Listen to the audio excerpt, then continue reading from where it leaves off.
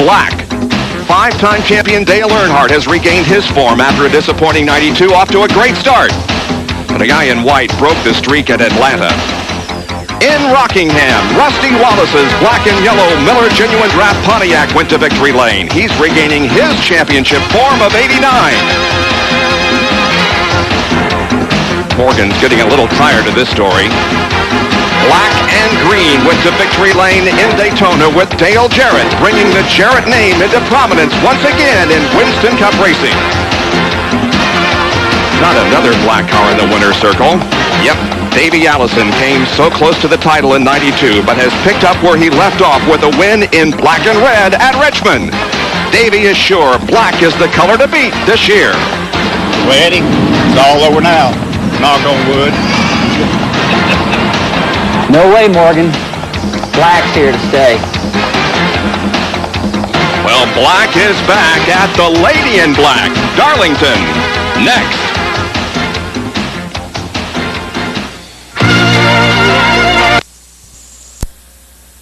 It's the TranSouth Financial 500. It is a near-perfect weather day here in South Carolina as we begin another season of Winston Cup coverage here on ESPN. Hi, everyone. I'm Bob Jenkins, and welcome to Darlington. We'll televise the next 5 Winston Cup races as we begin another season of coverage. Now, it's nice to see this partly sunny weather here today because we have been plagued by rain. In fact, there was so much that it washed out Bush Pole qualifying both on Friday and Saturday. They will start today according to the point standings, and that has meant a very interesting lineup. It's benefited some, it has hurt others. More on that, here's Ned and Benny. Well, Bob, you're certainly right. It sure helps some people. Dale Earnhardt will start on the pole, but Ned, I'm not sure it helped Earnhardt that much. He had a fast car. He had an awfully fast car. In fact, in practice on Friday afternoon, he turned a lap faster than the track record, so everybody figures he'd have been on the pole anyway. But one kid it did help, and I think Ned and I can call him a kid, Jeff Gordon, who's 21 years old. He'll start 5th today. He came here thinking that 21st was the best he could start because of the rule that rookies can't qualify. Well, NASCAR waived that rule. He could have qualified, but whether or not he could have qualified 5th, that's yet to be determined. He will start 5th, and Jeff, let me tell you something. Don't get too pumped to run this place. I know you're high. You could probably go duck hunting with a rake, but believe me, you don't want to be high at this place. I came here in 1984, won the race in Atlanta, sat on the pole here. I didn't make it through turn 2, crashed on the very first lap. So, Jeff, just detune yourself a little bit.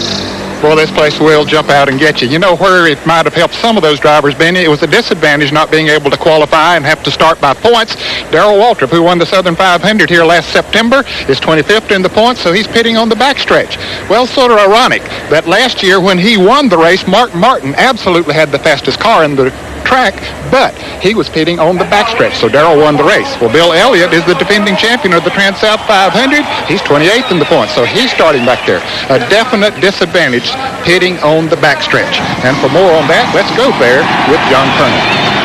Well, Ned, the reason it's such a big disadvantage to pit on the back stretch is because when the caution comes out, the pace car picks the field up in turn 3. They have to then make a complete lap around the racetrack before they'll open pit road. That means the front stretch pits are open first. Those guys can duck in and get their service. Meanwhile, the guys pitting here on the back have to come around at 55 miles an hour. So usually when they're just arriving at their pit stall, the guys on the front have already completed their pit work, and they're headed back out onto the racetrack. We'll have to see some very fast stops here this afternoon. We've seen a lot of fast stops this year, and for more on that, here's Jerry Punch.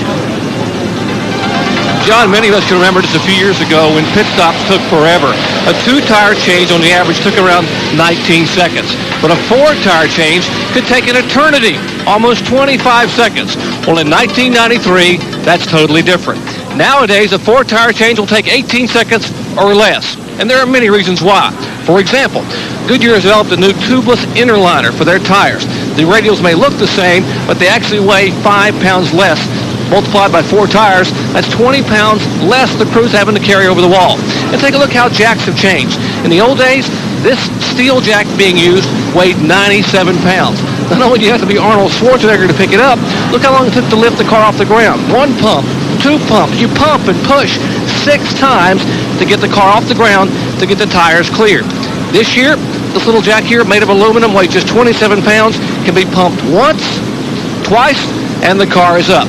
And there are other differences. A couple of years ago, the average age of the over-the-wall gang was 35. In 1993, the average age just 27. And 8 of the top 12 teams surveyed have in-house free weight and Nautilus fitness centers. So they're in much better shape. All this translates into those 18-second four-tire stops. And Bob, get this, a couple of teams have told me they might be able to do it in 16 and a half seconds today. So we'll watch. Well, the crews and the drivers are looking for anything that will give them the slightest advantage as we get set to cover for you live the 36th Annual TranSouth Financial 500 from Darlington. Our Speed World coverage is being brought to you by Smooth Busch Beer and Easy Drinking Busch Light. Busch, the official beer of NASCAR. By Autolite Spark Plugs, guaranteed for 2 years, no matter how far you go. And by Valvoline. People who know use Valvoline.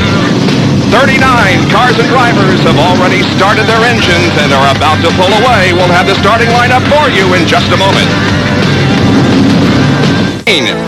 As we said, the weather has improved greatly, and it's a partly sunny day here in South Carolina, and the temperature is in the upper 60s, and our overhead shots are being provided by the Family Channel blimp, piloted by Chief Pilot Alan Burrows. Darlington Raceway, as we take a look at the Busch course description, 1.3 miles in length, and you guys know better than I, it is a tough racetrack. You can see how it's egg-shaped. This is turns 1 and 2, banked 25 degrees, a much shorter corner than 3 and 4. Going down the back straightaway, which is 1,228 feet long. And then you go into turn 3, a wide sweeping turn. One of the toughest turns in all of auto racing, banked 23 degrees. It's impossible to set a race car up on this track where you get around both turns good. And then you come off of turn 4 on the front stretch. The length of it is 1,228 feet. And that describes for you the Lady in Black, the track too tough to tame, Darlington Raceway. Here's a look now at the starting lineup for today's event. On the pole is Dale Earnhardt in the GM Goodwrench Chevrolet, car number 3. He's from Kannapolis, North Carolina. Outside, the Motorcraft 4, driven by Jeff Bodine, number 15. He's from Chemung, New York. Second row, Rusty Wallace from St. Louis, Missouri in the Miller Genuine Draft Pontiac number 2. And the Daytona winner, the Interstate Battery Chevrolet number 18, driven by Dale Jarrett from Hickory, North Carolina. Third row, rookie Jeff Gordon from Pittsboro, Indiana in the DuPont Chevrolet number 24, alongside Mark Martin from Batesville, Arkansas in the Valvoline Ford number 6. Then comes Ernie Irvin from Modesto, California in the number 4 Kodak Film Chevrolet. Morgan Shepherd starts in 8th position in the Citgo Ford number 21. Davey Allison goes 9th. He's from Hueytown, Alabama, drives the Hamilton Ford number 28. Then the 27 car, the McDonald's Ford, driven by Hud Strickland from Calera, Alabama. 11th starting position goes to Jimmy Spencer from Berwick, Pennsylvania, the Meineke Ford number 12. And then the 55 Jasper Engines US Air, car driven by Ted Musgrave from Franklin, Wisconsin. The 13th starting position goes to Ricky Rudd from Chesapeake, Virginia in the Tide Chevrolet number 5. Then the number 7 Hooters Ford, driven by defending Winston Cup champion Alan Kulwicki. Kyle Petty goes next in the Mel Yellow Pontiac car number 42. Then Ken Schrader from Fenton, Missouri in the Kodiak Chevrolet. Terry Labonte will start inside row 9 in the Kellogg Chevrolet number 14. Then Sterling Marlin in the Rebustus Ford, car number 8. 19th starting spot goes to Brett Bodine in the Quaker State Ford number 26. And the 20th spot goes to Taylorsville, North Carolina's Harry Gant, number 33, the Skull Bandit Chevrolet. And as we look at the rest of the starting lineup, the cars are still on the racetrack, and we'll go at least one more before getting green. And you see Derek Cope in the 12th row. He will be the last car pitting on the front straightaway. All these other cars will be pitting on the back. See Bobby Hillen, Dick Trickle back there, Bob Shack, relatively new to Winston Cup racing. There are the 39 cars. Norm Benning occupies the lone spot in row number 20. Our in-car cameras today being carried by Rusty Wallace. He's lined up right behind the pole sitter, Dale Earnhardt. And ahead of him on the right is Jeff Bodine, coming out of turn number 2, going down the backstretch.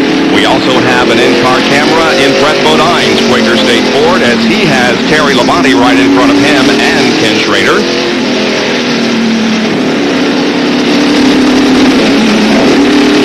Morgan Shepherd also will carry an in-car camera. He's signaling to the driver behind him that the course is ready for competition, and we will be going green here in just a moment as the cars are now approaching turn number 4. Now, Bob, there's one car that had to go to the back of the field that was not scheduled to be back there because he's high in the point standing. Jimmy Spencer in the Meineke Merklers Ford wrecked the car here yesterday morning in practice, had to go to a backup car, so he's starting at the rear of the field. However, he did maintain his front stretch fitting beside him. Here comes the field off of corner number 4. They're under command of pole sitter Dale Earnhardt. A huge crowd is here. The green flag waves, and we are underway with the TranSouth Financial 500.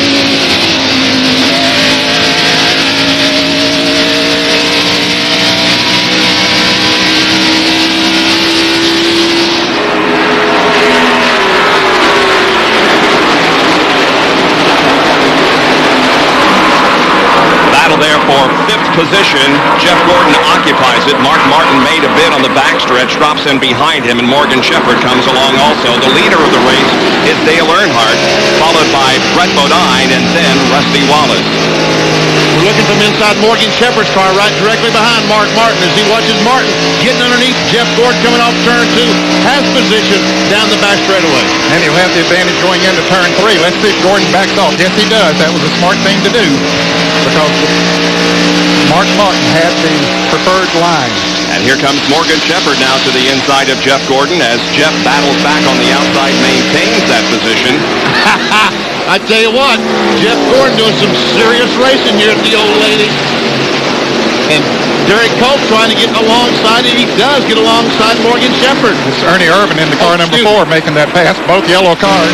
There's the McDonald's car, that's Hut Strickland. And the camera here is mounted right underneath the rear spoiler, so we're looking back on Hut Strickland's car from a camera connected to the car on the rear spoiler. And that's on Morgan Shepherd's car. Ooh, man, oh man, Hut almost hit the wall coming off turn 4 as we look back at it. Almost striped her coming off 4. Mark Martin is on the move here. James Hilton making an early pit stop. Looks like some smoke on the right side of that car. Yeah, we can see smoke coming out of the engine.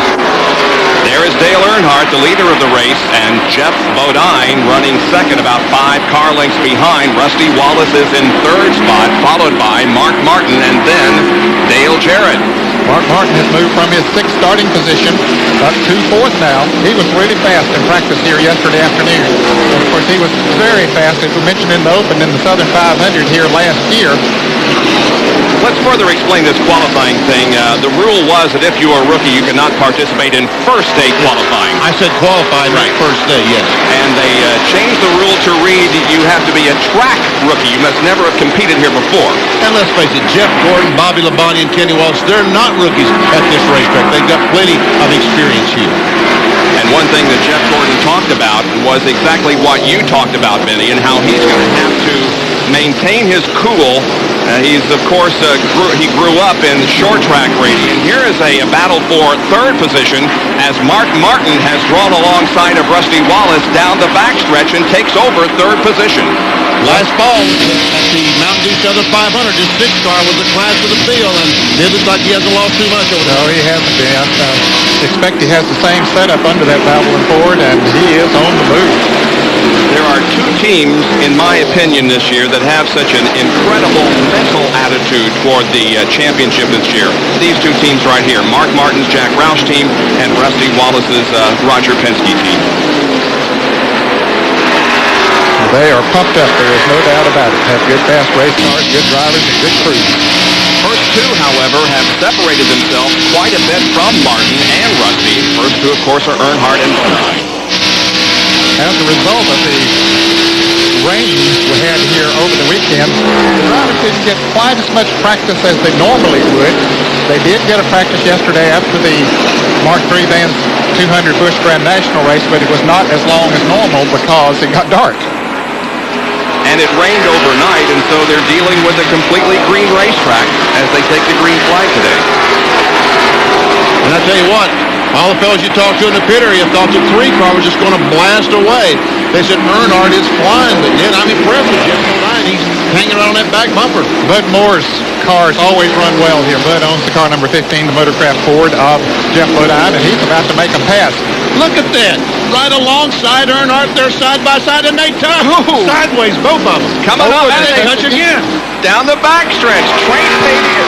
Trading here in the early going of this race. Boy, now Earnhardt stayed after every driver we've seen with somebody on the inside has backed off going into turn 3. Earnhardt didn't back off. He just stayed right out there. And they're still side by side. Now Jeff backs off a little bit and falls in behind Dale. All that has allowed Mark Martin to close in very closely in third spot. Man, oh man, watch as they come off the second corner. They go up, touch. Both the cars get sideways. They straighten out. Now they go back and touch again. And now here goes Mark Martin trying to take over second from Jeff, and he does. Yeah, he has the fastest car, I believe. He ran them down from back in his 6th starting position all the way up to second now. Man, we are only 10 laps into this race and have seen some great battling on the racetrack and bumping and banging already. We'll take a break and be back with more live coverage from Darlington. In South Carolina for the TranSouth Financial 500. There is first Dale Earnhardt and second Mark Martin. Third is Jeff Bodine. Fourth is Jeff Gordon, and fifth is Rusty Wallace. Good battle up front here as Martin has closed in on Earnhardt. Here's a good battle between Hut Strickland in 27 and Alan Kowicki in number 7. That would be for the 12th position. Hut Strickland has been running higher than most everyone around the racetrack. Up in 1 and 2, 3 and 4 there, back to the lead. Earnhardt and Mark Martin. And we can see on the 3 on the side of the Goodwrench Chevrolet where he and Jeff Bodine made some contact at this very spot just a few laps ago.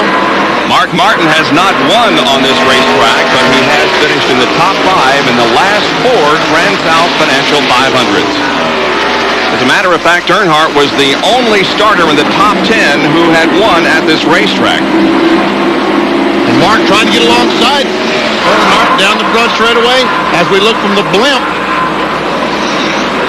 Well, Earnhardt has already started using the high line around there, so that leaves Martin some room down on the inside, Benny, but he can't get the traction off of turn 2 to make the run.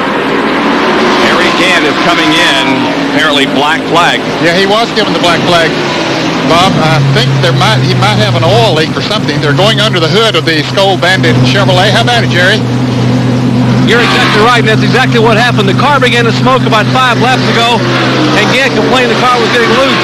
They may have an oil leak, as we have a lead change up front, actually a side-by-side battle up there, as Earnhardt holds off Mark Martin in a good battle up front, while we're watching Harry Gant in the pit with the hood up, and they are beneath the hood, apparently an oil leak, and black flag Gant to bring him down pit road, and still a great battle back up front. Tough luck for Harry Gant as he sits on pit road and watches everybody else battle for position on the track. Earnhardt was now about a 2-car length advantage on Mark Martin, but Martin closes up once again down the front stretch. These guys are racing, Ned. Man, yes, they are. Very, very racy. Here goes Martin again on the inside of Earnhardt. He might. No, he can't do it. The Ford just wouldn't get traction as they come off of that turn, folks. That's a sharp turn coming off of there, and when they turn that steering wheel to the left, try to accelerate at the same time, it'll break the back end loose and it'll spin out from under you, as Ben Parsons well knows. Yeah, you saw a picture of that in 1984. I didn't think we'd ever see that again. I thought you had erased that from all archives. We shouldn't do him that way every time we come to Darlington. That's embedded in the back of my brain. It'll always be there. Once again, Martin's trying it again. But as Ned said, he just can't get that traction on the low side of the racetrack that he needs. You see the wheel mark on the black 3. That's caused by Jeff Bodine's encounter with him earlier. There is Bodine. He continues to run in third. And fourth position now is Jeff Gordon, who is doing a great job in his rookie Winston Cup start here at Darlington. Jerry? And Bob, just a few laps ago, Jeff Gordon got an official introduction to Darlington Raceway. Coming off turn 4, he smacked the wall with the right side of the car. I spoke with Ray Abraham a minute ago. Ray said, well, the car's a little bit tight, so it's hard to turn. A number of drivers complaining of tight race cars being hard to turn. But Gordon now officially has his first Darlington strike. And we're watching Rusty Wallace as he pipes the wheel on the Miller Pontiac through these turns at Darlington. Coming up on him, not too far behind. He's about 15 or 20 car lengths, is Kyle Petty. Kyle Petty is one of the fastest cars on the track. He is definitely moving up through there. There we see him as he comes off turn 4, sort of running by himself right now, but he has passed a lot of good race cars to get up here in 6th position. Boy, Rusty really sawed the wheel there in the second corner a couple of laps ago. It looked like he almost lost it. Well, that just shows you how much the back end will break loose coming off of that turn, and that's what he's having to do, is saw that wheel to try to keep the back end behind him. And there's the Ernie Irvin Kodak Film Chevrolet, the one I called the Bojangles Ford a moment ago. They're both yellow, or close to yellow. And the Daytona 500 winner, Dale Jarrett. Ned, have you settled back down after that Daytona 500 win yet? Well, I tell you, when you come to some of these other tracks, you get your feet on the ground pretty quickly. The guy that started 18th is now up to 9th position. That is the number 8 car of Sterling Marlin, who was the pole sitter here last year. A bid for the lead again by Mark Martin. I believe he's going to get him this time. I don't know. Oh, no. I don't know. I mean, Earnhardt is just determined I will not be passed. There they come up on James Hilton, and they go by. Harry Gant's back on the racetrack. Lost several laps while they were checking for the oil leak. There you see Harry Gant, by the way, who did come back out onto the racetrack. Our first Autoline field summary. Watch for these every 10 minutes or so to give you an indication of where your favorite driver is running. Earnhardt lost the back end just a little bit off that second corner. Yet it looks like that second corner is treacherous today. All the guys get a little loose. Yes, it does look like it's going to be a tough turn. And as these tires get worn, this track is a little abrasive now. It's been a while since it's been paved, and it does wear the good part off the tires pretty quickly. And as that happens when the tires heat up, I expect we'll see more slipping and sliding off that turn. We saw tire wear yesterday during the Busch Grand National race. John, what's the story in the early laps of this event? Well, Bob, what we're looking at, the tires are really falling off even after 5 laps, 10 laps. You're going to lose a second, maybe even more, as they continue to run green flag laps. Now, we did a little bit of a survey on pit road. Some of the teams said on fuel, they could go as far as 68 laps, but tires giving up so much, we'll see people probably start to pitting between laps 45 and 55. We'll have to wait and see what happens with Dale Earnhardt, the leader. When he pits, we'll see just about everybody else come down pit road. And now to the front stretch pits to Jerry Punch. Well, while you're watching that fierce battle up front between Mark Martin and Dale Earnhardt, I will tell you that a 4-time winner here at Darlington, Harry Gant, is going to have to call it a day. Gant went back off of pit road, the car began to vibrate, and suddenly the engine let go. They're going to go back to the garage area, but it has been a short afternoon for the Taylorsville, North Carolina driver. And Earnhardt still leads Martin by half a car length. They continue to battle nose to tail and side by side as the last lap was turned at 148.86 miles an hour. Martin, however, has been unable to wrestle that lead away from Earnhardt. 148 miles per hour. If Dale Earnhardt had been able to qualify, his speed would have been around 162, 163 miles per hour. So we can see that they've lost 14, 15 miles per hour speed in just 26, 25 laps of the race. Group of cars running together, led by Morgan Shepherd down the backstretch. Also included is Hut Strickland. That is Terry Labonte also in line. And we're looking back on Hut's car from Morgan Shepherd as Labonte goes to the inside here on the main straightaway. Has position on Hut Strickland. Let's see, is Hut going to back off? No, they race down in the corner. Ned, they're racing in these corners more than I've ever seen at this race. They really are, right side by side through these turns. But still, those cars on the inside, as we saw Terry Labonte having trouble getting traction down on the low group. This race is 367 laps. We've completed 28. Here are the top 10. We'll be back with more of our live coverage after this. Underway here at Darlington, fifth stop on the NASCAR Winston Cup Tour for 1993. Next Saturday, we'll be at Bristol International Raceway in Tennessee for the Busch Grand National Race, the Budweiser 250. That's at 2 o'clock next Saturday afternoon. And then the next day, More Winston Cup coverage. This time it's the Food City 500 at 1 o'clock Eastern Time, where Alan Kowicki is the defending champion. Well, we sure are getting some beautiful shots from overhead Darlington, brought to you by the Family Channel Blimp.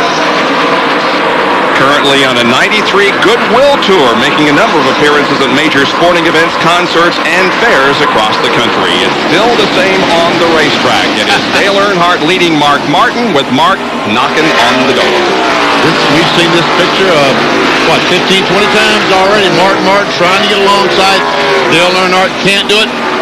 And the 4-car slows, and Dale Jarrett goes around. I think Ernie is having a chassis problem, and his tires might be going away a little bit, because he was about 2.5 seconds ahead of Jarrett in the last 5 laps. Jarrett is running down, and now is past him. So Ernie ran strong in the early part of the race in the Kodak Film Chevrolet, but now has dropped back to the 8th position. Dale is in 7th, yeah. And there we see the 8-car Sterling Marlin reversed his Ford in 9th. A little further up the racetrack, Jeff Bodine has 3rd spot, and Jeff Gordon has 4th. And they've been racing for about 8 or 10 laps now, Bob. And one time, Jeff Gordon got up beside of Jeff Bodine, but just could not make the pass. Now there's the Bojangles Ford. Yeah, there he is. There's Jerry Cope. As Jeff Bodine, Jeff Gordon go by him. I tell you what, Ned, Jeff Gordon is looking just as well here in Darlington as he has all the rest of the racetrack. He has looked exceptionally well.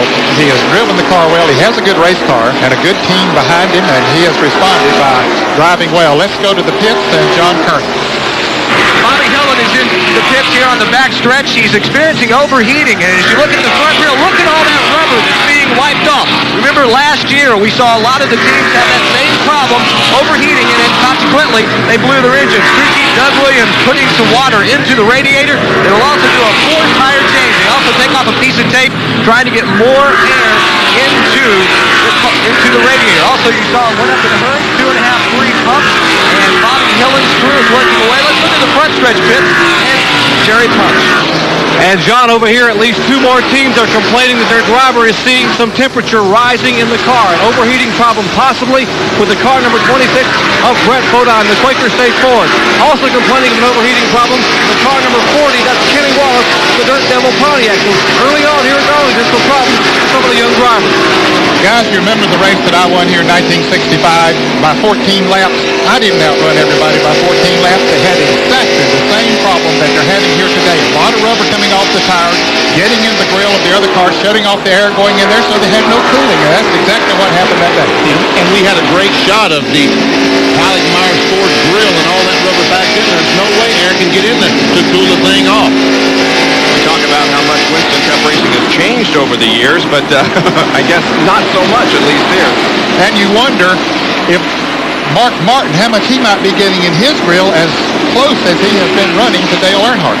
And maybe, just maybe, that's why Dale Earnhardt is being so hard-headed about being fast. He wants to stay up front and keep that rubber out of his grill. Good point. Mark was so dominant in the early part of the going in yesterday's Grand National race here at the Darlington, but also ran into an overheating problem. He did overheat. They really don't know why. They did not blame it on rubber being in the grill. They said he didn't have any water in it, but he did overheat. We mentioned how Ernie Irvan has been losing positions. Jerry, what have you been able to find out? No doubt he has a handling problem. Ernie Irvan said the car just continues to go away, so what he's decided to do, they're going to bring him down pit road, and just a next lap or 2, they might have a tire going down. Many of the drivers realize with the radial tires, you simply can't tell when a tire is going down, as opposed to the old bias ply tire when the car would begin to bounce and vibrate. These cars just handle poorly for a few laps, and suddenly it may even get cut and explode. So rather than take a chance, they're going to bring Ernie Irvan down pit road. And now the Quaker State team has Brett Bodine in the pit for the overheating problem, and we got a change up front at the car number 6. Dale Earnhardt and Mark Martin really battling up front as we wait for Ernie Irvan here in the pit. Bob? Yeah, it was another one of those, I'm going to try to get the lead away, but he failed. And so Earnhardt continues to lead this race. I tell you, it's a good thing that Mark Martin is a good, fair, smart race driver, or he would have gone right on into that turn. He might have him this time. Yep, He's going to he clear him. No! It's inches. It's just inches. Earnhardt is still there. He's going to go in. And Mark backs off and lets him go.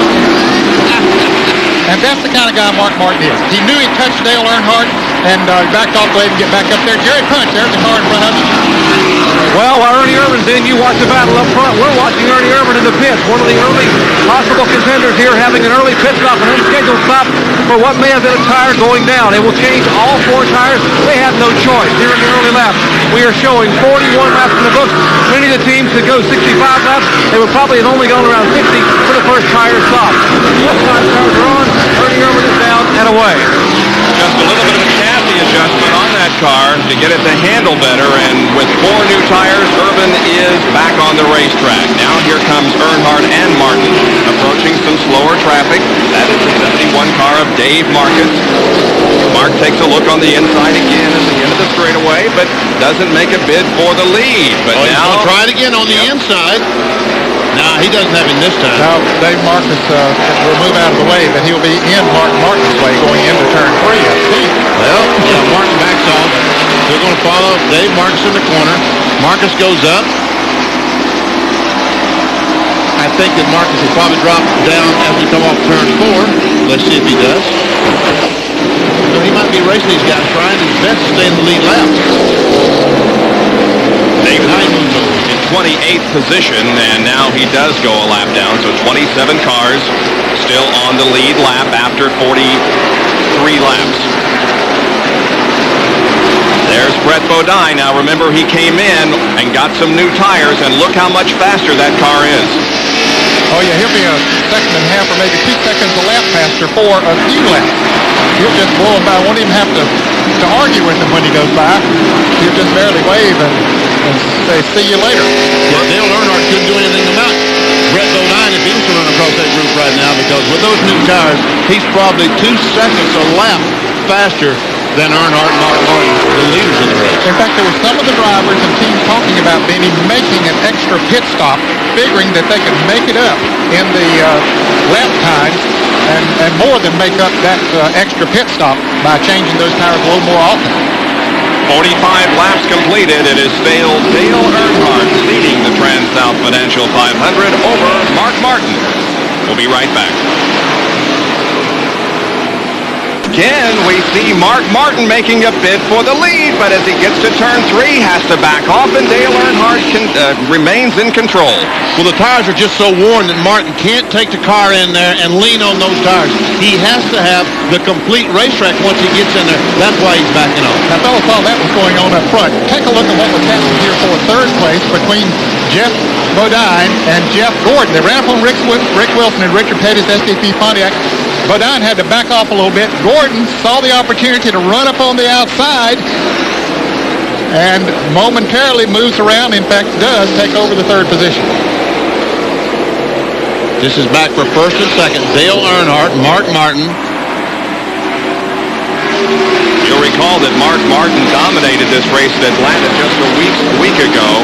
He led 140 laps before the engine gave up. And speaking of engines going up, we do have a problem that's developed on one of the cars. That's Phil Parsons. And now Mark Martin, I believe he's got him this time. Yeah, he got it. He cleared it. Earnhardt will try to come. What he expects Martin to do is go into turn 3 and slide up.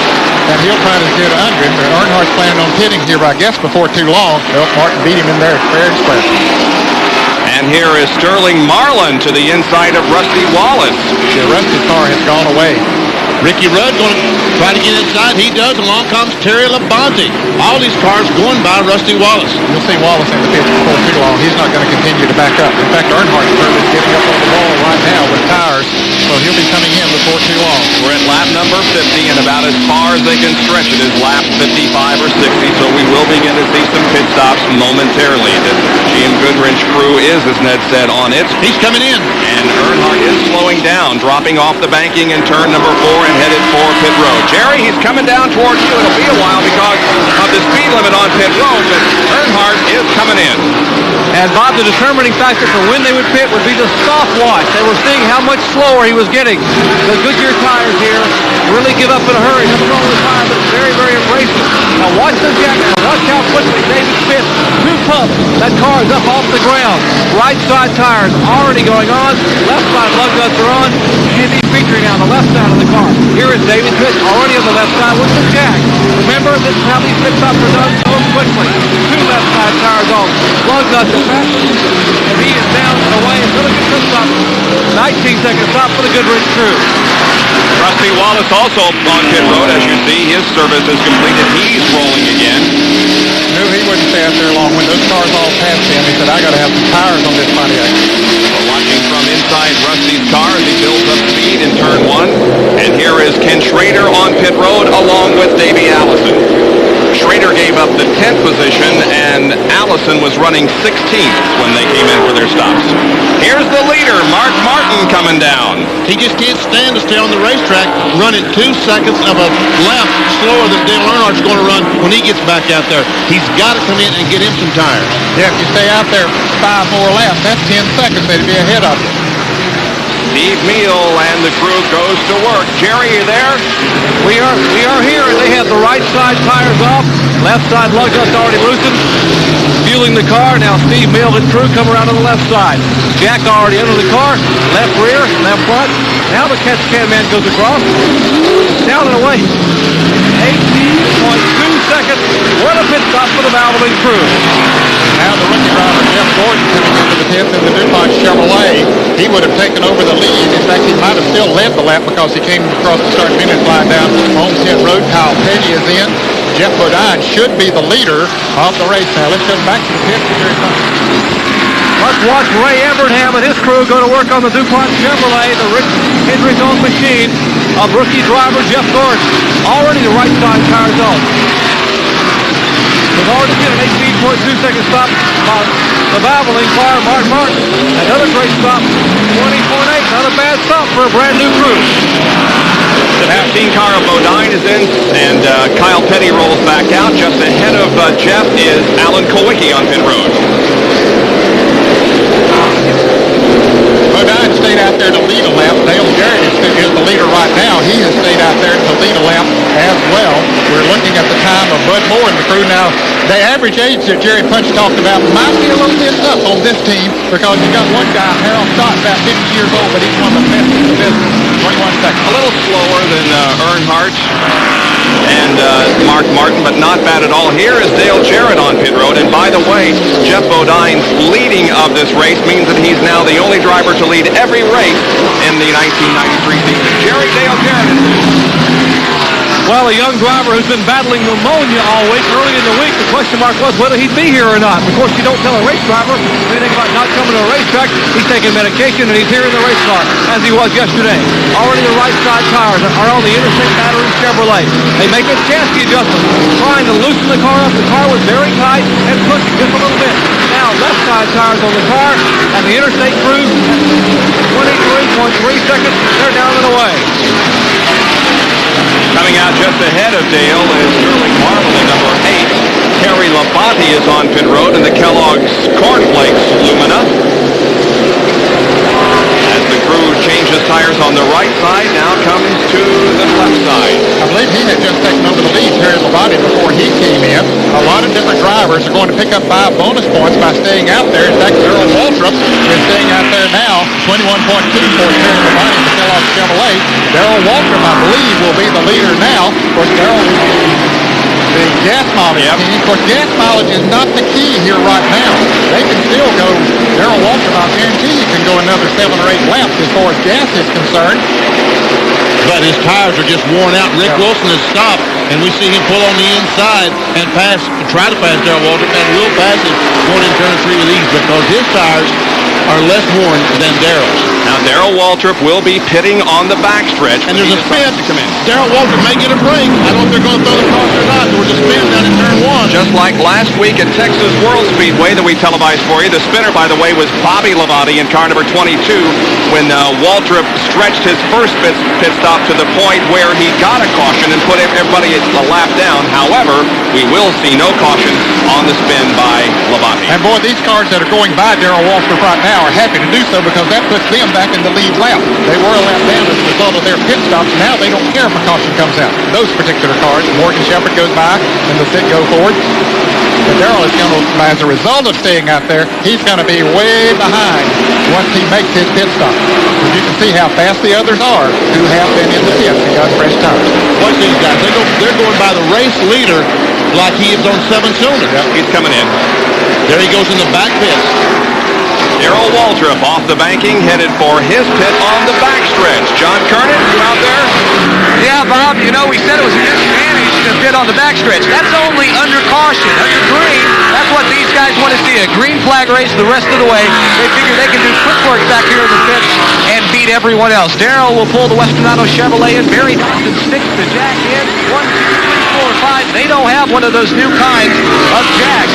They're circling around on the right side. Darrell making a play. Billy Hodges will take a round of wedge out of the right rear. Darrell making a chassis adjustment. Once again, you see 5 fixed pumps on the jack handle from Barry Dodson to get the car up off the ground. Left side going on. Darrell sitting on pit road, waiting. Left rear is good. 23.1. A slow pit stop for Darrell Waltrip. In relative terms. Yeah. In relative terms. That was a world beater a couple of years ago. But right now, the benchmark is around 18 seconds. Hey, when I was driving race cars, that was a good pit stop for 2 tire changes. Yeah. And it wasn't because the driver, but No, that's right. Well, Earnhardt, now that the pit stops have been completed, resumes command of the TranSouth Financial 500. Mark Martin is in second position, Jeff Gordon third, Jeff Bodine fourth, and Ernie Irvin being shown in fifth position. 62 laps, 63 laps have been completed, with more after this. Well, the overhead shots again being provided by the Family Channel blimp. Measures 132 feet in length, has a capacity to accommodate up to 4 passengers along with the pilot. And the pilot today is Alan Burrows. And Alan, you're doing a great job up there and you're providing some great pictures for us overhead Darlington Raceway. There's a leader, Dale Earnhardt. now remember, Mark Martin had taken the lead before the round of pit stops from Dale Earnhardt. Earnhardt stopped, 3 or 4 laps before Martin did. They both made very good pit stops, almost equal, but as a result, Earnhardt coming in quicker, getting those fresh tires, he picked up several seconds out on the racetrack, but now Martin is closing that back down. I mean, folks, 1 lap that a slow car stays on the racetrack, he's going to lose 2.5 seconds to the faster car with fresh tires. So 3 laps, we're talking about 8 seconds, 7.5 seconds. It's imperative. Once these leaders pit and they get 4 fresh tires, you better come in. Sure, a caution flag might come out and you get killed and lose a lap, but you just can't afford to take that chance. Jerry, Dale Earnhardt looks very strong here in the early going. Bobby has been very, very strong. Imagine the fact that the car was not handling to his liking in the first few laps. Since the pit stop, the car is handling much, much better. Earnhardt said the car was very tight. They made a chassis adjustment during the pit stop. Now, you didn't see it on television because you couldn't see what they did. What they actually did was adjust the air pressure in the radial tires. Something you couldn't see, but Earnhardt says now the car is driving so much better than it was before. Earnhardt putting a lap on Michael Waltrip in car number 30, who is running in 20th position. 19 cars are on the lead lap. Now Mark Martin pulls up behind Michael Waltrip, the Pennzoil Pontiac, trying to get by so he can stay close to Dale Earnhardt. Once again, he just can't come off that second corner on the bottom of the racetrack. He follows Michael down the back straightaway. As they go in turn 3, I guess he will try to get under him as Dale Earnhardt did the last lap. Michael goes up. Mark couldn't do it. Here he comes off turn 4. I think Michael moved up the racetrack a little bit, gave him some room.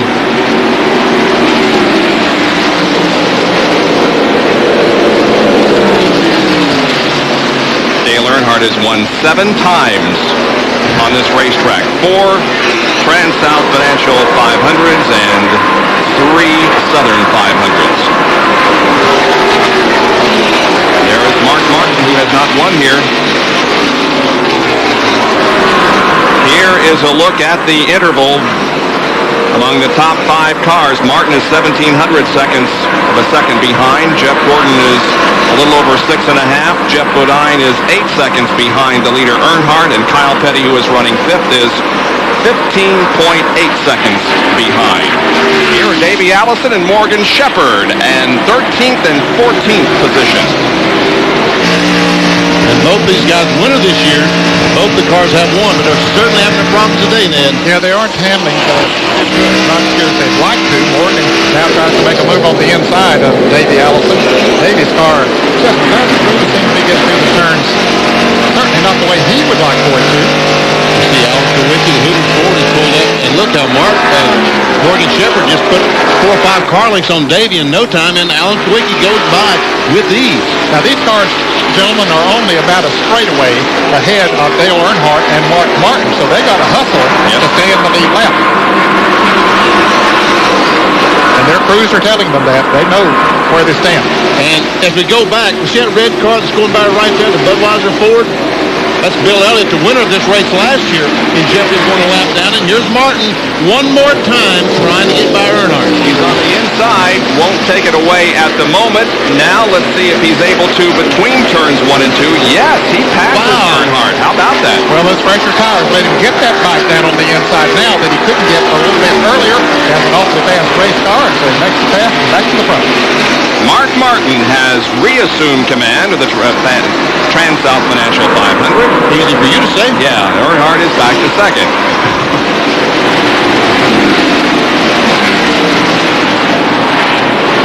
Everything's kind of settled down here. We have completed 75 laps, no cautions. Let's hope that we can run this entire race without a caution. The TranSouth 500, it's never been done. We'll be right back. South Carolina, Bob Higgins, Ned Jarrett, Benny Parsons, John Kernan, and Dr. Jerry Punch, as Mark Martin leads this race, pursued closely by Dale Earnhardt. And Mark Martin has just lapped the 16th place car. The average speed at 147.2, well ahead of the track record because we have not had a caution so far. And I don't know, has his car slowed down and allowed Earnhardt to catch up, or was that because of the traffic? Yeah, he got in some very heavy traffic, and Earnhardt, Martin was sort of blazing the way through, and Earnhardt just followed him right on through there. I don't believe it was because I was slowing down. We'll check and see as they come up on Bill Elliott, as you mentioned earlier before we went to the break, that Elliott won this race last year, but that's the car right in front of Mark Martin, about 10 car lengths, and he'll be a lap down. By the way, his junior was supposed to come this weekend. Have you seen him? Haven't seen him. I talked to Mike Bean, the cookie from the Budweiser Ford, and he said Junior was coming on Friday, but the weather was bad. They decided for him to stay at home this weekend. Hopefully we'll see him next week at the Bristol Junior. We're all thinking about you, buddy, and glad to hear that you might be joining us again at the racetrack. Yeah. Boy, are these guys running 2 different grooves or what? Mark Martin's going through the 1 and 2 right on the bottom of the racetrack, and Earnhardt, I mean, he'd go 6 feet wider if it wasn't the guardrail up there. Boy, he got way up there, didn't he? He sure did. And look how high he is there. Same way in 3 and 4, yeah. And here's Elliott and Rick Wilson right in front of Mark Martin. Elliott is running in serial scoring recycle 17th, so just about to put a lap on him, and the Quaker State Ford, driven by Brett Bodine, is coming in. This is his second pit stop. He came in a little bit earlier than the others on the first time. As a matter of fact, he was in on lap 38, and we're now completing lap 82. So Brett Bodine getting less than 40 laps each time before he makes a pit stop. Whether it's planned for him to do it that way, don't know, but that's what he's doing right now. Drag racer Kenny Bernstein, the owner of the car, is here this weekend. Great pit stop, 18.8. Wow. I tell you one thing, these guys going to get some pit stop practice today. They really will. There is Mark Martin. He has not yet lapped Bill Elliott, so 17 cars are on the lead lap. And Ernie Irvin is coming in. And he was in on lap 39. We're now completing lap 83. John Kernan is in Ernie Irvin's pit area. Well, Ned, as you pointed out, he was one of the first ones to come in for regularly scheduled pit stops. Lap 40, he will now pull into the pit on lap 83. Some 43 laps, just giving up too much time, too much speed on the racetrack. So it will be a 4-tire change. Not planning any chassis changes at this time. Ernie's fairly satisfied with the way the car runs on new tires. Right side's already on. The car goes up with 4 pumps of the jack. Left side's going on. Now they do come across the wall and make a chassis change on the left rear. Front tire's on, rear tire's on. Ernie down and away. 20.4 seconds. See, a chassis adjustment will slow the guys down about a second. Well, that's probably a great 4-tire pit stop, but making that chassis adjustment slows them down. There's the leader, Mark Martin. We see Bill Earnhardt staying back there close. Yeah, Martin was able to get by Bill Elliott. Yeah, he's close, but it appears to me as if Earnhardt is dropping back a little bit each lap. I don't know whether Martin is faster or Earnhardt is slower. Jerry, you down in Earnhardt's pit? We are here, Bob, and you just saw Ernie Irvin a minute ago make a chassis adjustment. A number of drivers, including Dale Earnhardt, are fighting a car that is absolutely too tight. Earnhardt is using the top groove of the racetrack to try to keep the car freed up a little bit. They want to get another pit stop to get the car on pit road to be able to loosen it up a little bit. Earnhardt has a very tight race car. Let's check in with John Kernan down in the Jeff Gordon pit. John? Well, Jerry, just a few laps ago, a potential problem for the rookie driver, Jeff Gordon. They couldn't reach him on the radio. They checked around frantically, all the members of the crew, to check and make sure their radio wasn't keyed, because that's what it sounded like. Somebody's radio was keyed, bleeding over on Jeff and wiping him out. What they determined was that someone in the near vicinity were on a similar frequency and were wiping Jeff out. Could potentially be a big problem, but not so. They had a backup channel. They have gone to the backup channel, so now everything is okay. They have reestablished communication with Gordon. You know, I was talking to people at the Racing Radios, Diversified Electronics, that makes every Winston Cup race, and they told me Davey Allison has a spare radio in his car for a situation like that on an entirely different frequency and everything else. And again, there's a perfect example of what fresh tires will do for you. Ernie Irvin, who was just in and got the 4 tires, he has unlapped himself, blowing by the leader, Mark Martin. Oh, yeah, it didn't take him hardly any time at all. In fact, Bob, I believe he had gone 2 laps down when he finished his pit stop, and now he would be shown as only 1 lap down. He was a good half a lap behind the leaders before he came in and made his pit stop. Here comes Martin. There is Earnhardt, the interval between first and second. Now watch him go in this corner. Look how high he goes. Watch how high he goes. I'm telling you, he needs 6 more feet, but there's that white thing that won't let him go up.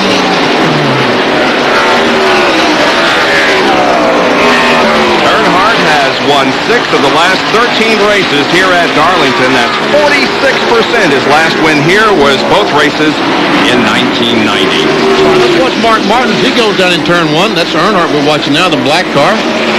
Camera will turn, and we'll catch Martin. Watch he goes in the corner and stays right on the bottom of the racetrack. Well, moves up a little bit off the white line, but Ned, he's basically on the bottom. Yes, he is, and that's an indication that Ford is really handling good, that he can keep it down there. This is from the Family Channel blimp. We see how high Mark goes up in 3 and 4. Earnhardt practically tracks him up there. It's down in 1 and 2 that the lines are so totally different. There they go behind the grandstand. There goes Martin and Earnhardt. Watch he goes up. Now we can see Martin on the inside. Look at that. Well, did he hit the wall? At that time. Yeah, he did. Well, I don't know. He came close if he did. I mean, you can't tell he's up there every time. He's already got a mark on the left side of the car put there by Jeff O'Dine early, and I wouldn't be surprised if he has a stripe on the right side of the car caused by brushing the wall. Here's Ken Schrader passing Rusty Wallace. Ricky Rudd is also there. So is Wally Dallenbach and Dale Jarrett. This is from Rusty's car. Go in the corner. Get on the brake. Dale Jarrett goes by the Wally Dallenbach car. You know, Jarrett had that 23.3 second pit stop, and he stayed out there a little longer than the others as a result of wanting to pick up 5 bonus points for leading the race, and he was back in 18th position, but he has been coming back up through the field. Yeah, he's up to 9th, Ned. At the top 10. We can see Rudd and Rusty Wallace glued together down the back straightaway. And then Dale Jarrett. 7th, 8th, and 9th here. Rudd is 7th. Here comes Jarrett on the inside of Rusty. and takes that position away. 8th. Wallace back to 9th. Rusty's tires are going away, as we saw it a little bit earlier. When they get worn, he'll be in the pits in the next 10 laps. Mark Martin leads Dale Earnhardt, Jeff Gordon, Jeff Bodine, and Kyle Petty with 93 out of 367 laps complete. Showing that Mark Martin has a .17 second lead over Dale Earnhardt. Jeff Gordon is 6.76 seconds behind. Jeff Bodine is 8 seconds to the rears, and Kyle Petty is 15.8 seconds behind the leader, Mark Martin. Did you just do that? Yeah, how about that? How come it's almost the same as last time? No, I can't explain that. It's not my fault. You think maybe the race cars running the same speed this time before, huh? That could explain it. Mark Martin has finished out of the top 10 only once in 1993. At Atlanta, he finished 32nd, but he had a great race before he dropped out. He has a 6th at Daytona, 5th at Rockingham, and a 7th at Richmond. Bill Elliott's going into the pits on the backstretch, and Dale Earnhardt apparently is about ready to come in here on the front stretch. GM Goodwrench crew is positioned right across from us here in the booth, and we notice that they are gathering up the tools and ready to come on to the pit road as Dale Earnhardt comes down. Jerry Punch is also standing right there. Jerry? Well, Rusty Wallace will also come down pit road momentarily, but Earnhardt's crew, remember, they just pitted on lap 50 at 48 laps to go, so not getting a lot of laps here. The tires are going away as far as lap times are concerned. Right side tires are already going on to Goodrich Chevrolet. Andy Petrie and the crew. One can of fuel in. Now here's David Smith to the left side. Once again, the left rear window to take a round of wedge out, trying to loosen the car up a little bit. Left front, now left rear, tires are on. The Goodrich car off the jack. 22.9, Rusty Wallace now in his Miller Genuine Draft Pontiac crew, already having put right side tires on that car, putting left side tires on. As Musgrave's car comes down, Rusty pulls out, and Musgrave hits the brakes. And Jerry, Jeff Gordon has crashed. Jeff Gordon has crashed, and the yellow flag is coming out. And that's a disadvantage for Dale Earnhardt and Rusty Wallace, who had just made pit stops. I expect we're going to see them a lap down. Everybody else will get to come in and make their pit stops under caution. Well, I don't know what happened to Jeff going in turn one. I have no idea. But we can see we can make some heavy contact, and I'm telling you, this place is unbelievable. He shortened up that car considerably, didn't he? Sure did. Man, he's hit the wall hard. We can see that Jeff is okay. He's driving the car back, and he's about as hot as you can get. Because he had a great run going. Was running third, wasn't he? Yes, he was. Yeah. Pretty far ahead of Jeff Bodine, who was running in the 4th position at that time. Matter of fact, he had moved up to 2nd after Earnhardt had made his pit stop. And there we see him slowly going down pits. And the official said, go take it to the garage area. Yeah. Don't bring it on pit road. So he makes it hard left. And they're going to have to work on the car either behind their pit or by their truck. Meanwhile, the pace car has pulled out onto the racetrack and picked up the field. And now those on the lead lap are able to come in for a stop. And here comes Mark Martin and Jeff Bodine. Others pitting will include Kyle Petty and Dale Jarrett. John Kernan is in Mark Martin's pit, ready for the stop. Mark Martin pulls in. The team will go to work. Jeff Bodine pulls in about 3 pits just down pit road from him. You see him cleaning off the rubber off the front grill. Mark had complained of the car being just a little bit too tight, but we just talked with Steve Hill. He doesn't anticipate making any type of chassis adjustment. They say they're going to leave it just like it is. Mark pretty happy with the race car. Right side's already on. Left side's going on a pretty good pit stop for Mark Martin in progress. Mark will leave pit road 18.9 seconds. Jeff Bodine leaves pit road shortly behind him. And Kyle Petty's coming down pit road. Looks like he's going to come out of the mix in 3rd spot. Ricky Rudd 4th. Bud Strickland is going to be 6th, I guess, right behind Dale Jarrett. I think Jarrett beat it barely. Yeah, I think so too. Jarrett is pitted down toward the exit of the pits, and I think got out ahead of Hutt.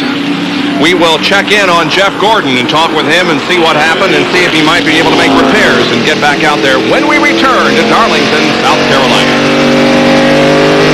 The NASCAR Winston Cup TranSouth Financial 500. Under caution for the first time due to a crash involving Jeff Gordon. Here's Jerry. Well, the 21-year-old rookie sitting in the car, and Jeff, you had a great run going, running third. What happened out there? You know, I'm just so frustrated right now. I cannot believe Michael Waltrip. I mean, I got new tires. I'm getting ready to make a pit stop. Running third. He's however many laps down. I mean, he knows better. He's been running too long in Winston Cup to know that the difference between the speed of new tires and old tires is great here at Darlington. There's a big difference. And I mean, I was giving him the inside, and what'd he do? He just drove right in. How bad is the car hurt, Jeffrey? Oh, I mean, I hit pretty hard. I hit a lot harder than I thought I was going to. All you do is just lock it down. I'm just devastated. I cannot believe he ran into me. I mean, there was just no questions about it. He just drove in there. I'm sure he just drove in too hard and just drove into me. A very frustrated and devastated young man, and his DuPont Chevrolet heavily damaged. The entire rear of the car has been pushed in, shortened by about 4.5 feet. Ray Abraham and the rest of the DuPont crew trying to get the car pushed out, and a young man sitting in the seat. You could hear how upset this 21-year-old rookie actually was, Bob. Yeah, you can hear the hammers and the other tools that are already in motion trying to repair this car to the point of getting it back onto the racetrack. Well, this brings up an interesting subject. How do you build a Winston Cup car? Here's Benny. We call them stock cars, but they aren't really stock cars. They're race cars. And this year, each week, we're going to take you through the step-by-step process of building a race car. We went to Hendrick Motorsports to the race car buildup. This is the parts we're going to start with. We're going to build a chassis. It goes on a surface plate, a plate that's exactly level. First, the side rails will go on. This is square tubing attached together, placed at the height that NASCAR requires the race cars to be. Next, we'll add the front clip. You hear drivers talking about they knocked off our front clip. All they got to do is put the race cars back on, cut this off, and put a new one on. They're placed at the height that each team prefers. Next, the rear clip. And you hear guys, when they back in the wall, all I did was damage the rear clip. They can simply cut this off, weld on a new one. All that does is hold a gas tank and a place to attach the sheet metal. Now we're putting the floor pan on the car. This is basically to keep the heat and the debris out of the race car, to keep the driver clean. Next, the roll cage is prefabricated away from the surface plate. It's now brought over, placed on the frame, and welded on at the position it goes. Now we'll add the firewalls, front and rear, to keep the heat, debris, and fire out of the driver's compartment. Next week, we'll add the sheet metal on this car so it'll start looking more like a race car. And we'll look forward to that at Bristol next week. Meanwhile, the field has just received the green flag. They've raced under green for less than a half a lap. Now, there are the 13th and 14th place cars, Dale Earnhardt and Rusty Wallace. They are 13th and 14th. They're on the lead lap, but the length of the racetrack behind the leader of this event, and that is the number 6 car. Yeah, he's had several cars in front of him. And two of them, Rusty Wallace and Dale Earnhardt, are only one lap down. Well, they're not really a lap down. They're at the tail end of the lead lap. Let's also mention that Alan Kowicki stayed out and did not pit on the first lap of the caution. He could have, but he stayed out and led the race, got himself 5 bonus points. He really didn't lose that much because he was back there about 12th to 13th anyway, so he's still there about the 16th count. That's how you win Winston Cup championships, by getting as many bonus points as possible. And Alan has received his for this race. In fact, he's 11th right now. We're looking at a race leader, Mark Martin, from the back of Brett Bodine's Quaker State Ford. There's some four cylinder in these cars as they're accelerating down the back straightaway. RPM 8,300, about 175 miles per hour. 168 miles an hour in the corner. Passing the brake as he comes off turn 4 to head down the front straightaway. You'll watch the package should be a little more down the front. We saw 8,400 briefly. Rick Mass got sideways, saved it, almost a crash. Close moment for Rick Mass down in turn number 4. Here is what happened. That's Rick up on the outside. Oh, he gets in the debris, hits the wall. Oh, gets in the wall, gets the car out of shape, almost crashes. Right in front of Alan Kowicki. Alan was watching what was going on, moved around him down the front straightaway. Yeah, we see Davey Allison going by Rick. Looks like it may have affected that car a little bit because he's losing positions. I think he hit the wall up in 3 and 4 is what started all this. Yeah. He's probably bent something. Yep. Let's take a look at Kyle Petty is on the move. He's in 3rd place right now, trying to move around Jeff Bodine. He had a fender up alongside him there just a moment ago, but couldn't make the pass. Let's see as he comes through turns 3 and 4. He puts the Pontiac down low. Bodine goes high. Oh, Bodine too high. Well, Bodine went way too high. He hit the wall up there just almost exactly like Rick Mast did. You wonder if there's a little oil or something up there. Of course, you get too high, just like you said, Ben, you get those right side tires up in that loose stuff. Now Jeff's going to have to ride on pins and needles for a little bit. Dale Jarrett coming up on him. There's a lot of accumulation of tire rubber up there on the upper groove, and I think he may have got in the marbles, as they're called in racing terms. I think he did. There he goes up. The rear catches the wall. That brings the front around and looked almost identical to Rick Mast's situation. Well, and we can see all the marbles that you're talking about. Those dark spots up, that's loose rubber. And he's still dropping back. As Ned said, his son Dale went by. Now Ricky Rudd moves up to challenge. Rudd currently being shown in 5th position. Bodine is 4th. So it's Mark Martin leading the race. Kyle Petty is 2nd, and Kyle Petty is gaining on Mark Martin right now. And Dale Earnhardt and Rusty Wallace have pulled away from Mark Martin. Mark doesn't seem to be running as fast right now as he was before to make those pit stops. I think he's fallen behind the 26 car, Brett Bodine. He's probably a little faster, but I think that Brett has upset his time, Ned. Okay. He's running in the same groove that Mark wants to run in, and it's very difficult to get under him in the corner because he's in almost the same tracks he wants to be in. To make a maximum speed lap, you got to have a whole racetrack. Exactly. Around here. You can't be shut out anywhere on it, or it'll affect your speed by a half to sometimes a couple of seconds. And there Kyle Petty came into the frame. Yeah. You can see he's just a few car lengths behind Mark Martin. Kyle Petty now in 2nd position behind Mark Martin with 113 laps completed at Darlington. Stand by, we'll be back in a minute. To video, Visa and MasterCard welcome. Out of control, rolling, tumbling, low-level flying. National Midget and Sprint Car Thrills, 1-800-992-VIDEO. Plus, now, all Dick Wallen's 1-hour Racing Classics videos are reduced to $39.95 each. Call 1-800-992-VIDEO now. Mark Martin leads Kyle Petty, Dale Jarrett, Ken Schrader, and Ricky Rudd with 116 of 367 laps completed in the NASCAR Winston Cup TranSouth Financial 500 from Darlington. Our Speed World coverage is being brought to you by Fram Oil Filters. Fram, you can pay a little now or a lot later. And by McDonald's. What you want is what you get at McDonald's today. Well, here is the leader of the race, Mark Martin, very closely pursued by Kyle Petty. And the 26 car of Brett Bodine is running ahead of Mark Martin. He's a couple of laps behind, but almost had an encounter here a few laps ago. And we see Kyle on the inside of Mark Martin as they come off track. And look at Kyle. He, again, is driving the car on the apron of the racetrack. Son, the track is up above you there somewhere. Man. Well, John Kernan is down in Mark Martin's pit with Steve Neal. Steve, Mark slowed down quite a bit out there. What happened out there with the 26 car? I don't know. I couldn't see it. We hadn't slowed down. It takes us a while to get going after a tire stop. We knew the 3 and the 2 would be good. They're going to run their guts out, try to get their lap back. We're having a little trouble passing lap cars, but it's just racing right now. Kyle's real good, and he's been real good. They caught a caution and got caught up. We'll be okay.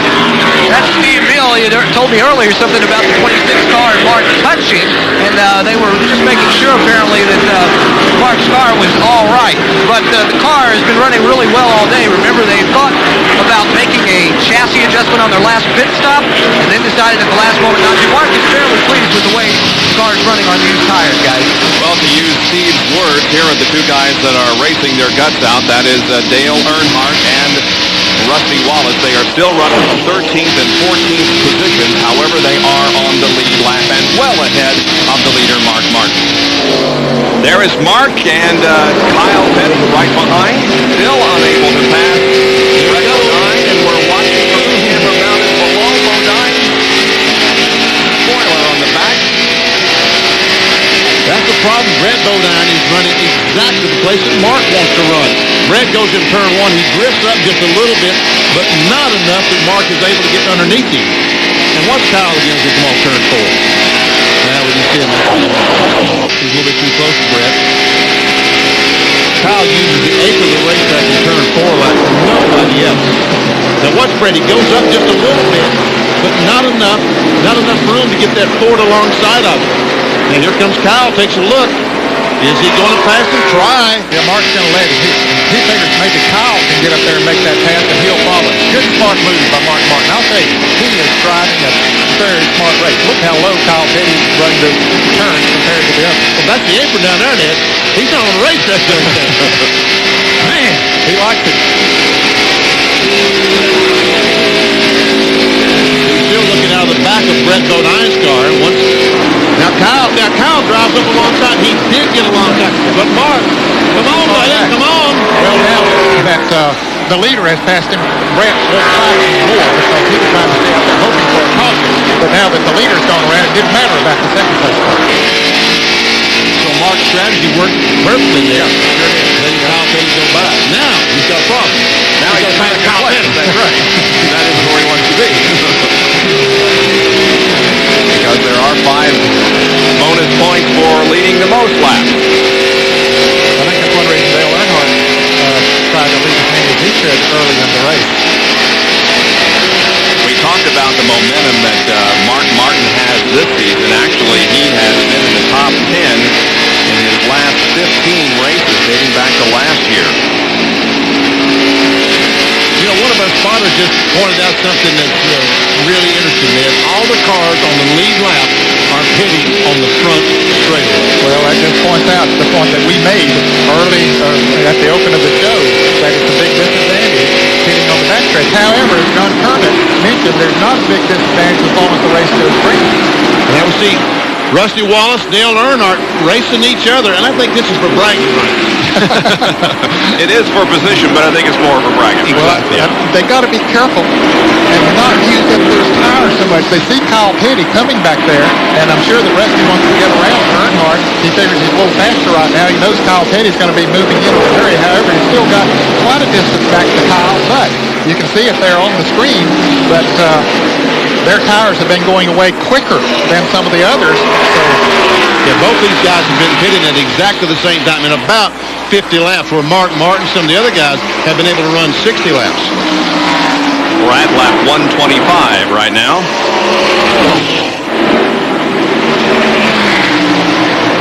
As the race wears on, tire wear will get a little bit better. So Earnhardt and Rusty might be able to stretch those stops from 50 laps to 70 laps, even 75 before the thing is over. And once again, Rusty gets position on Earnhardt down the back straightaway. Will Earnhardt back off, give him the position? No way. Oh, yeah, back off. He's making Rusty use up his tires. Running on the inside, you'll use up more tires than you will running a little bit higher. We have seen these two drivers race against each other so many times in the past. Kind of enjoy it, I think. Oh, yeah, they're getting a kick out of it. No doubt about it. But I don't know how smart it is to be racing this hard, using up those tires. Here comes Rusty again. He's going to try him going into turn 3. Rusty, almost not going to get he is. He fooled us. He did back off that time. Made a liar out of it. Rusty go higher, Earnhardt will try to get under him, but he can't do it. Earnhardt's car pushes just a little bit too much to be able to turn the car and get under Rusty. Otherwise, he certainly would have tried it. So the number 2 car of Wallace is now 13th, and Dale Earnhardt is 14th. Kyle Petty remains the leader here at Darlington. We'll be back in just a moment.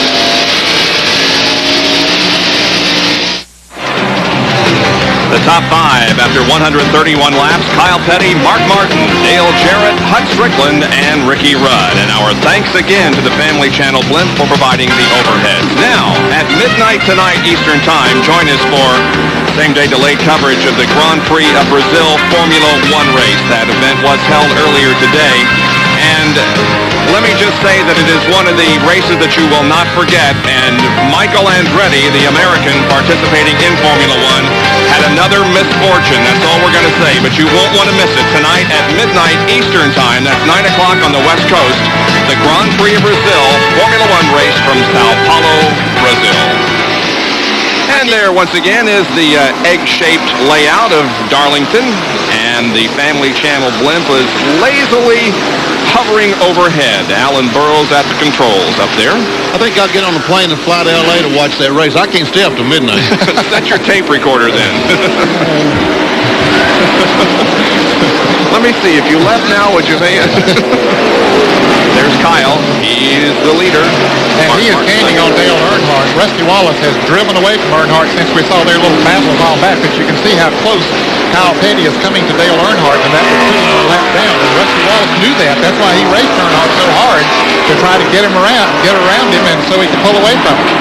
I tell you what, I didn't realize Rusty had such a good race car, but he does have a very, very fast race car. And again, for those of you just joining us, the reason that Earnhardt and Rusty Wallace are almost a lap behind is because they got caught with a yellow on a pit stop. We had a yellow because of a crash involving Jeff Gordon. They had just made their pit stop, and everybody else had not made a stop, so they almost went a lap down, and they're trying to stay on the lead lap.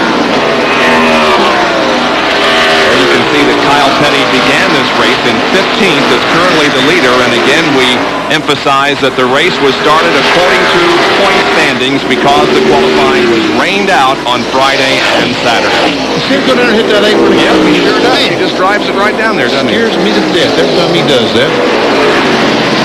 I think the first thing that I noticed about Darlington when I came here many years ago is how wide the racetrack is, but there's only about 15 feet of it that you can use. I guess when they ran those 50 Plymouths here, they ran on the bottom of the racetrack down where it's flat. Well, that's too big to run in that groove. There's our leader, Kyle Petty, the metal yellow Pontiac, second place car. Valvoline Ford and Mark Martin. Brett Bodine, the Quaker State Ford, he's a lap or two down. And behind him is Dale Jarrett, who is having another good run. Interstate Battery Chevrolet, he's a solid third at the moment. And this is the best run that Hutch Strickland's had all year in the McDonald's Ford. Well, just like that, he almost drives it into the wall. I don't think that car likes that camera. He's fourth. Ken Schrader, Bill Elliott, and Ricky Rudd are running together. Except Elliott's a lap down. And so is Ernie Irvin. As a matter of fact, Bill Elliott might be 2 laps down. Texas Ford, indeed, he is 2 laps down. In the Budweiser Ford, the winner here last year, he is being shown here. Ernie Irvin is Irvin is 15th, 1 lap down. There is Morgan Shepherd in the 21, followed by Jeff Bodine. Jeff Bodine has survived that crash against the wall up in 3 and 4.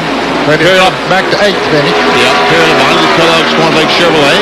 There's Sterling Marvel, the Rebestis Ford, number 8. Track record is still in jeopardy here as we're running above it right now with only 1 caution so far. There, Labonte goes to the inside of Bodine. As Benny reminded you, Bodine hit the wall several laps ago and just has not been on the same pace as before. Michael Waltrip in car number 30 is shown in the 25th position. He's 2 laps down. And there's his older brother, Darrell Waltrip, the Western Auto Chevrolet, followed by Alan Kawicki and Ted Musgrave. Kawicki leading Ford, Ted Musgrave, the Jasper Engine U.S. Air Ford. He is running 17th. Ted Musgrave is. And there's Bobby Hamilton, the Country Time Ford. He's 68. He's 18th.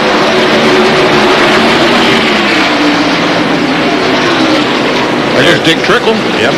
Haven't seen much of Dick today. He's been out there running. He's currently being shown in 19th position. 1 lap behind. Carolina Pottery Ford, Dave Marcus and Wally Dallenbach. Dallenbach, the Keystone Beer Ford. I see Marcus has a sponsor on his car. He was trying to get me to sponsor his car yesterday, so that must have been something that popped up this morning. How come you didn't? Spend a little bit of that money you make. Yeah, right. Come on. He's in 26th position. That's Dave Marcus who we're talking about. 28 car of Davey Allison has now moved to 12th. We saw Rick Wilson, the SDP Pontiac, right in front of Davey, and there's the Bojangles car driven by Derek Cope, and fast for the lead. Mark Martin.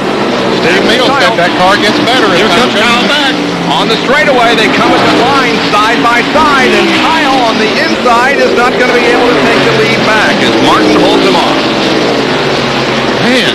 But it brought the crowd to its feet again as everybody is up and cheering either for Kyle to take the lead or for Mark to hold it. Got me excited.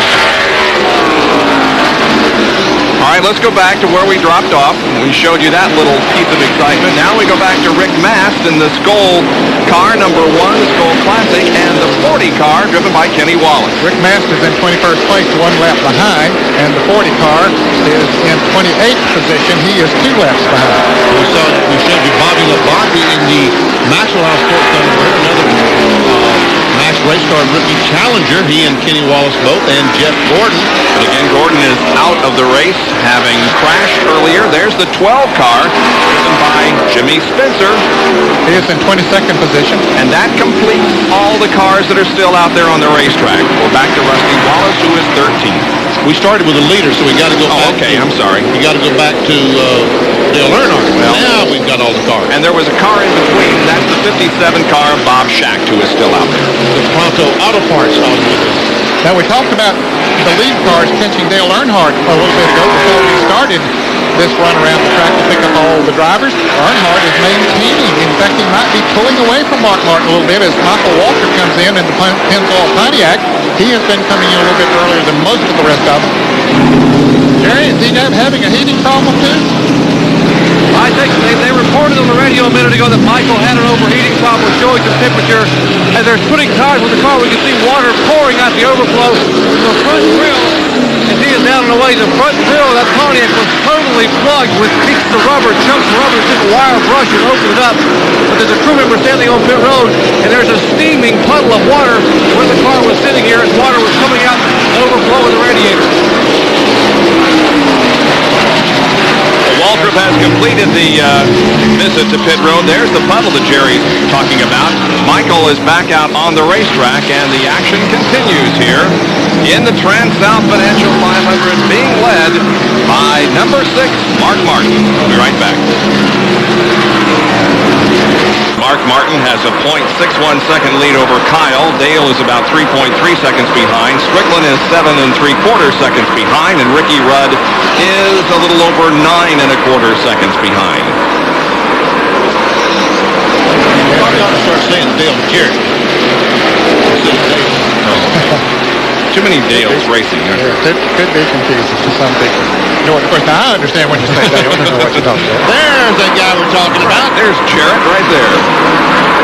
And he's got a boss now that's a full-time boss instead of a part-time boss. That's right. How about that? Jerry is retired from football. I thought that was the smartest thing I've ever heard in my life. That was a shock to me, but maybe it'll be good for the race team. Let's hope so. There's second place, Kyle. There's the leader, Martin, down between turns 1 and 2. Martin is pulled away from Kyle since he made that pass, and only about, you can see Earnhardt right there he is. He's not too far ahead from going a lap down. Earnhardt being shown in the 14th position. Here's another Autolite field summary for you. Watch for your favorite driver to see where he's running at the moment. 14 cars on the lead lap. Earnhardt is the last car on the lead lap and not too far ahead of Martin. He's a little nervous.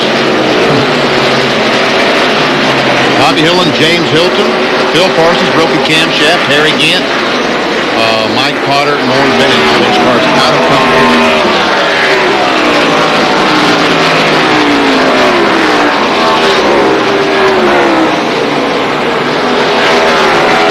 Comes Earnhardt, and here comes Martin, our leader. Martin is now within about 7 or 8 car lengths. Putting a lap on Dale. Now, Earnhardt is coming up, he and Rusty Wallace both on the times that they've hit. They've been running about 50 laps before, so he should be coming in before too long for a pit stop. This is from the 21 car of Morgan Shepherd, and he is definitely having problems out there. Oh, yeah, that engine is not turning up. Yeah. Nothing like it was earlier. About 8,000 is the maximum. John, what's going on with that Citgo Ford? Well, man, the engine has developed a miss. I just talked to Eddie Wood. He said they've already switched over to a new ignition box. That did not help it. So as soon as they pit, they will go underneath, open the hood, and check the coil wire and change the coil. They hope that that will fix it. If not, it could be something else, possibly the carburetor. Morgan Shepherd, who ran strong in the early going, is dropping back. Looks like he's dropping into the pits. Won the race last week. Michael Waltrip just made another pit stop. Ernie Irvin was just in for a pit stop. Now Jeff Bodine comes in the Motorcraft Ford, as will he slides that car into the pit. And you can see the damage on the right side of the car where he had gotten into the wall a little bit earlier. Bill Thomas with a gas can, putting fuel in that automobile. Danny Fowler comes around, puts the jack under. Here's Mark Martin moving on the inside of Dale Earnhardt. How many times have we seen that today? Winston for the lead, not trying to put a lap on him. Now he's trying to put a lap on Dale Earnhardt. Hut Strickland is on pit road. The 15 car back out on the racetrack. Tire change completed on the right side of the McDonald's Ford. You can see he's hit the wall. They're pulling the quarter panel away from that right rear. Well, that happened up there in 1 and 2, remember? Exactly. He brushed the wall up in 1 and 2. And Mark Martin up on the inside of Dale Earnhardt again, but still couldn't make the pass as we see the 27 car of Strickland going back out. Dale Jarrett about to take over second place from Kyle Petty going into turn 3. Now Martin has dropped back behind Dale Earnhardt.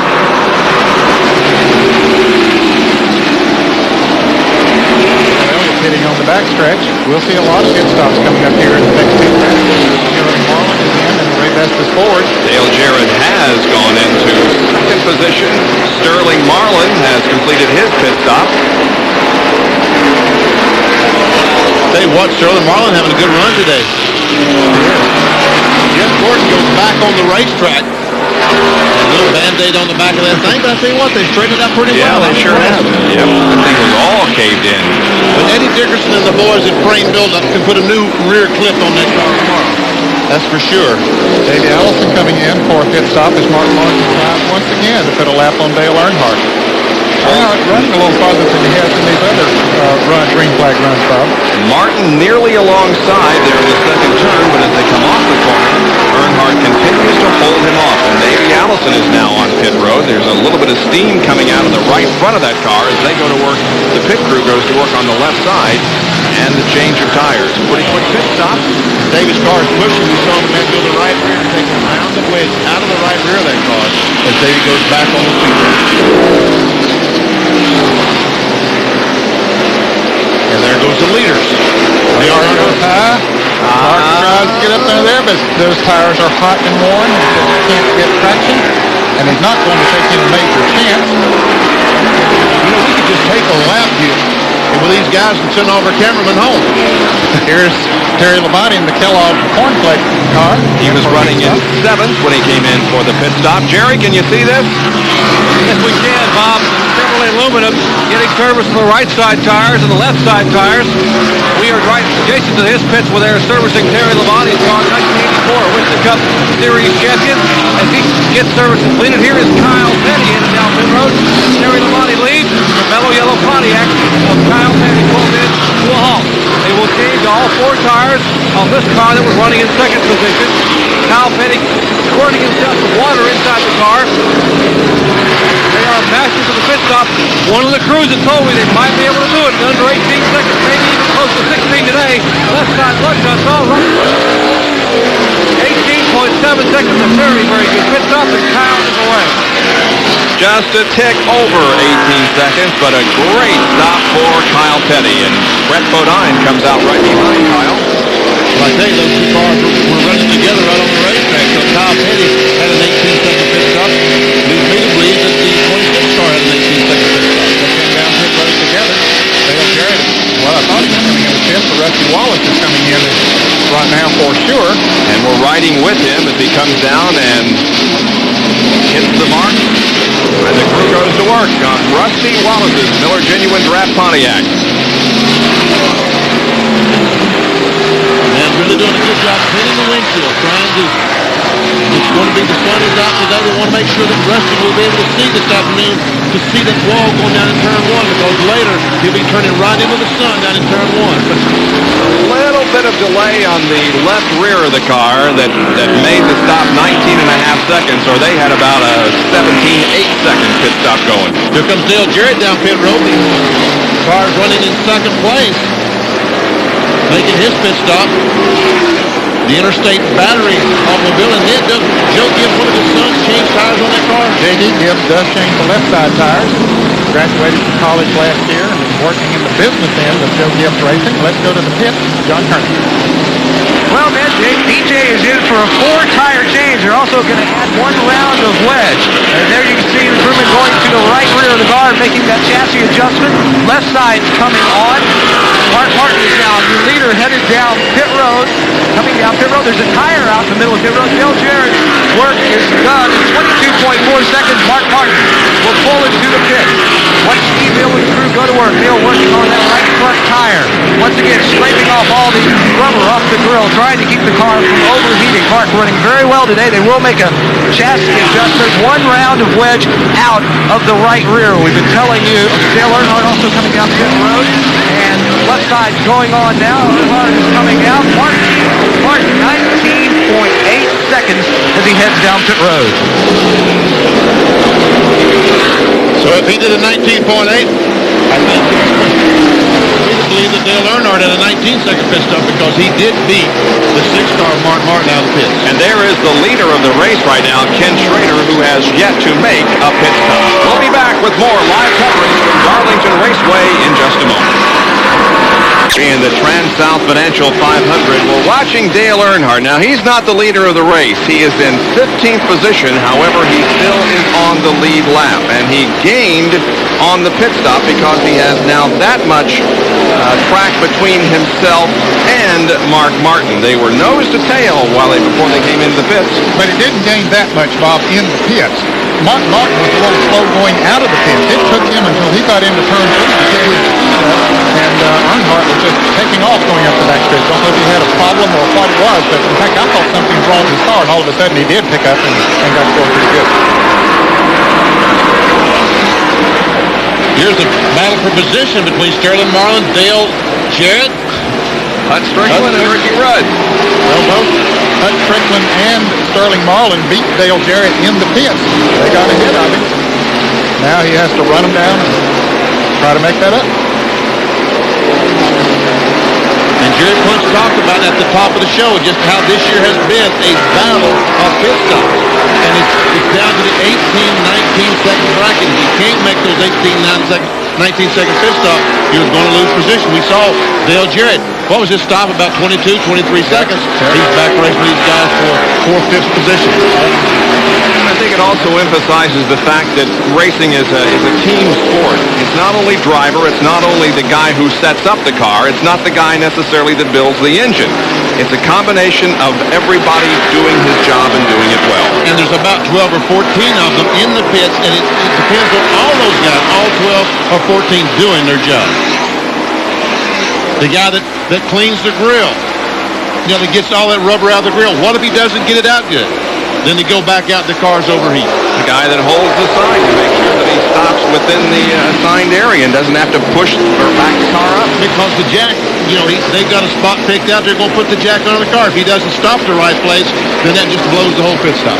Ted Musgrave has come on to pit road for an unscheduled stop as we continue to watch the action on the racetrack with Dale Jarrett running in 4th position.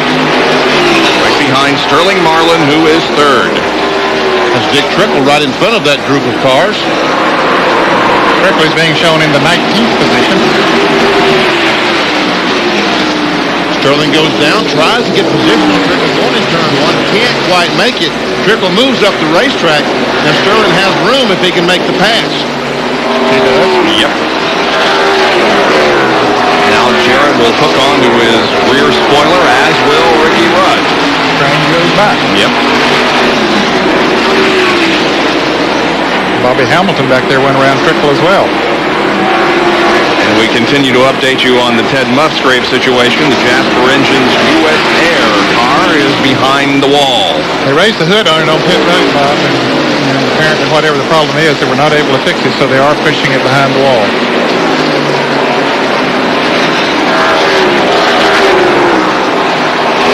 Only had one caution today. That was for the accident involving Jeff Gordon, and he is back on the racetrack. We're inside Morgan Shepherd's car now. Now let's watch the RPMs, because last time we were inside the car and watched the blip screen, we discovered that he had an engine problem. No, he still got should turn 82, 8300. So he's all 700, 800 RPMs. 76, 77. Well, we saw 79 down the front that time, but we did see 8400 once before down the front. You see the big head of an eagle there on the right side of your screen on the dashboard. They've got it on the front of the car also, and it's in line with a new promotion from Sitco. John, what do you got for us? Well, Bob, I don't think I was clear earlier when I told you I was wrong with Morgan's car. The engine had developed a miss, and they already switched ignition boxes, which Morgan can do inside the race car. I said that when they pitted, they were going to pop the hood and check the coil wire and change coils. What I meant to say, and I apologize, is that they got to pit under caution. They're still in the lead lap, and they didn't want to lose a lap. They're trying to wait for a caution, then they hope they can get the problem fixed. So I just wanted to clear that up. Thank you very much. Yeah, he is still in the lead lap. He's running 10th, as a matter of fact. Here's the 18 car again. Somebody see some smoke from that car up there? Some of our spotters were talking about some smoke, but He's running pretty quick. He got around Sterling Marlin, who's driven away from him. Now moved on the inside of Ernie Irvin. We're 2 miles an hour faster than the record, so we're on record pace here as we approach the halfway mark. 176 laps are down. There's our leader, Mark Martin of Valvoline Ford. And, you know, Ned, speaking of smoke, someone brought up a point to me a couple of weeks ago. The tires don't smoke anymore. You notice that? We don't see any smoke off the tires. You know, when the right front pushes, it does smoke in the right rear. So I said, you know, that's a good point, and that's correct. We see the cars smoke here all the time. I asked the Goodyear engineers why the tires don't smoke. They don't know. They just don't slide as much for one thing. They don't slide as much for one thing. Exactly. Oh, there's a blown engine, and the caution flag is out. Jimmy Means. Yep, Means. Big puff of smoke. This is how they were running when the caution came out. Is Earnhardt going to get his lap back? Oh, yeah, he was out in front of, wasn't he? Out in front of Mark Martin. I think they're coming, they're racing back. They indeed are, Benny. They're racing back to the line, and Earnhardt is going to beat Mark Martin back to the line. Rusty gets his lap back. Here comes Earnhardt. He gets a lap back. Actually, they're still on the lead lap, but they now get to go around the whole racetrack and join in the line. Exactly. No, I hate to see Jimmy Means have problems. He had the Hurley limo sponsorship on there, and he also has some sponsorship from Race Fans Incorporated, and trying to make a good showing for those people. He brought 2 cars to the track this weekend, put another one with Mike Potter in the field. That car's already out of the race. The NASCAR officials, as you can see, are checking here along the main straightaway with the caution out to see if any oil was laid down by Jimmy Means. So we could have a cleanup here.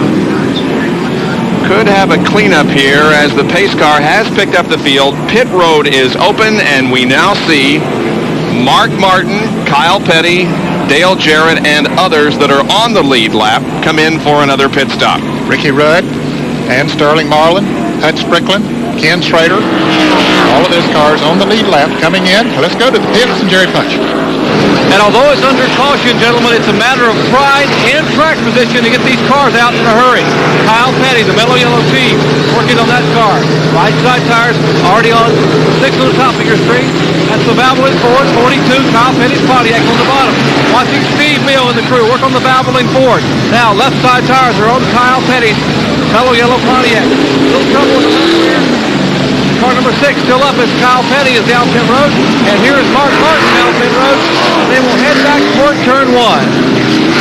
And a race out of the pits between Ricky Rudd and Kyle Petty. I'll tell you, Ricky Rudd's crew is making some fantastic pit stops today. We haven't seen a time of that much, but he has beaten a lot of people out of pits every time. I think they may have had the fastest stop among all those. There's Dale Earnhardt going back out. Alan Kulwicki under caution here at Darlington. We'll take a break and be back with more after this. Here is a marriage proposal. Hazel, will you marry me? Love, Tuck. Well, I wonder what Hazel's going to say.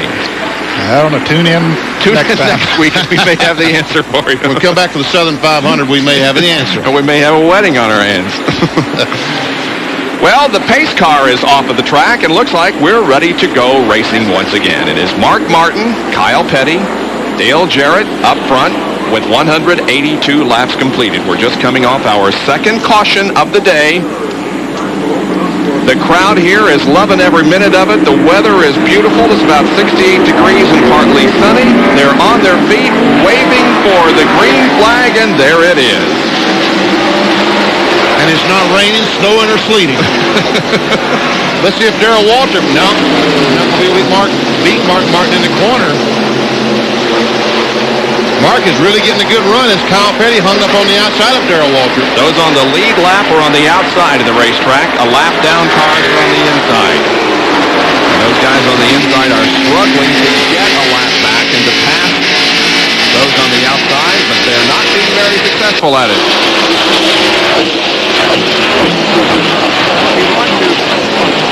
Those of you at home, turn up the sound on your TV, and we're going to shut up and take you around the track with Brett Bodine.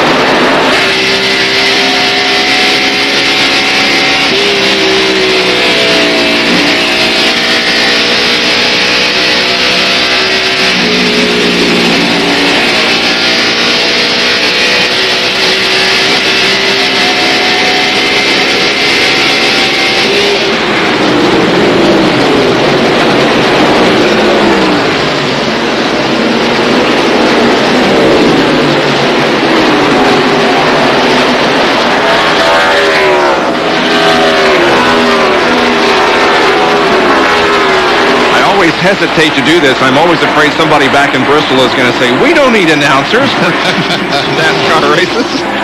There is Mark Martin, the leader.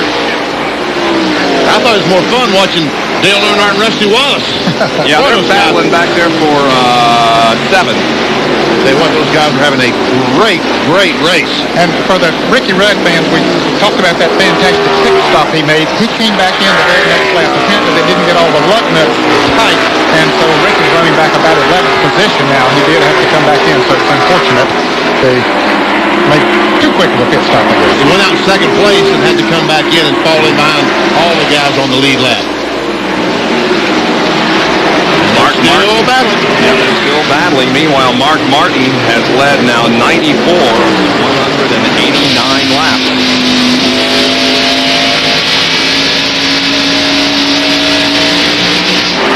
I'll tell you, Rusty Wallace is driving his heart out.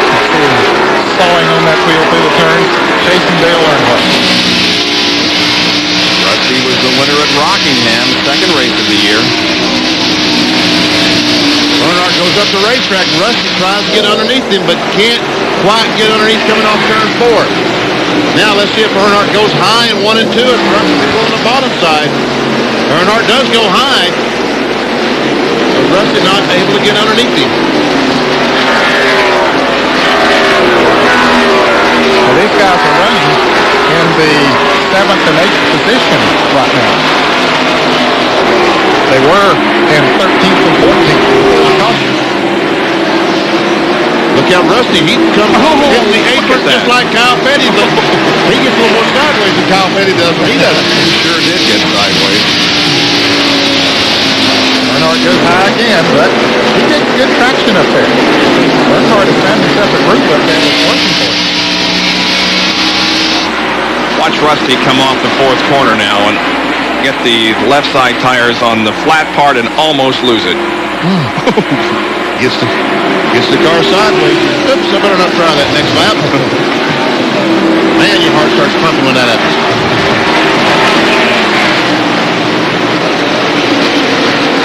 There's Martin. Mark Martin continues to lead over Petty, Jarrett, Marlin, and Ken Schrader. We'll be back with more from Darlington in a moment. Races. This is a statue of Francis Marion, which was built last year on the campus of Francis Marion University. Now, this guy was known as you'll see in just a moment as we see his face, the Swamp Fox. I can understand why. Great Revolutionary War hero of this area, Francis Marion. Mark Martin is the man of the hour, maybe of the day. He's leading this Winston Cup race here at Darlington today by just almost a half a straightaway now on Kyle Petty. Yeah, he's pulling away. Boy, I'll tell you, that Ford is fast today. You just did an interval a moment ago. What was it? I sent it downstairs. Oh, here it is. Yeah, okay. It's almost 2 seconds, as a matter of fact, the interval between first and second position. And we see him go by Jeff Gordon. There's the interval. That's what I did. 1.93 between first and second. Jarrett is 4.1 seconds behind. Marlin is 4.4, and Schrader 5.1. Now, folks, I want you to understand that this is no marvelous thing that Jenkins did. He punched the button 5 times. Well, at least I know how to do it. Well, You? No, I don't. But that was pretty impressive. Thank you. It's not anything you figured up in your head. No, that's for sure. Yeah. It didn't take any addition or subtraction, or I'd be in trouble.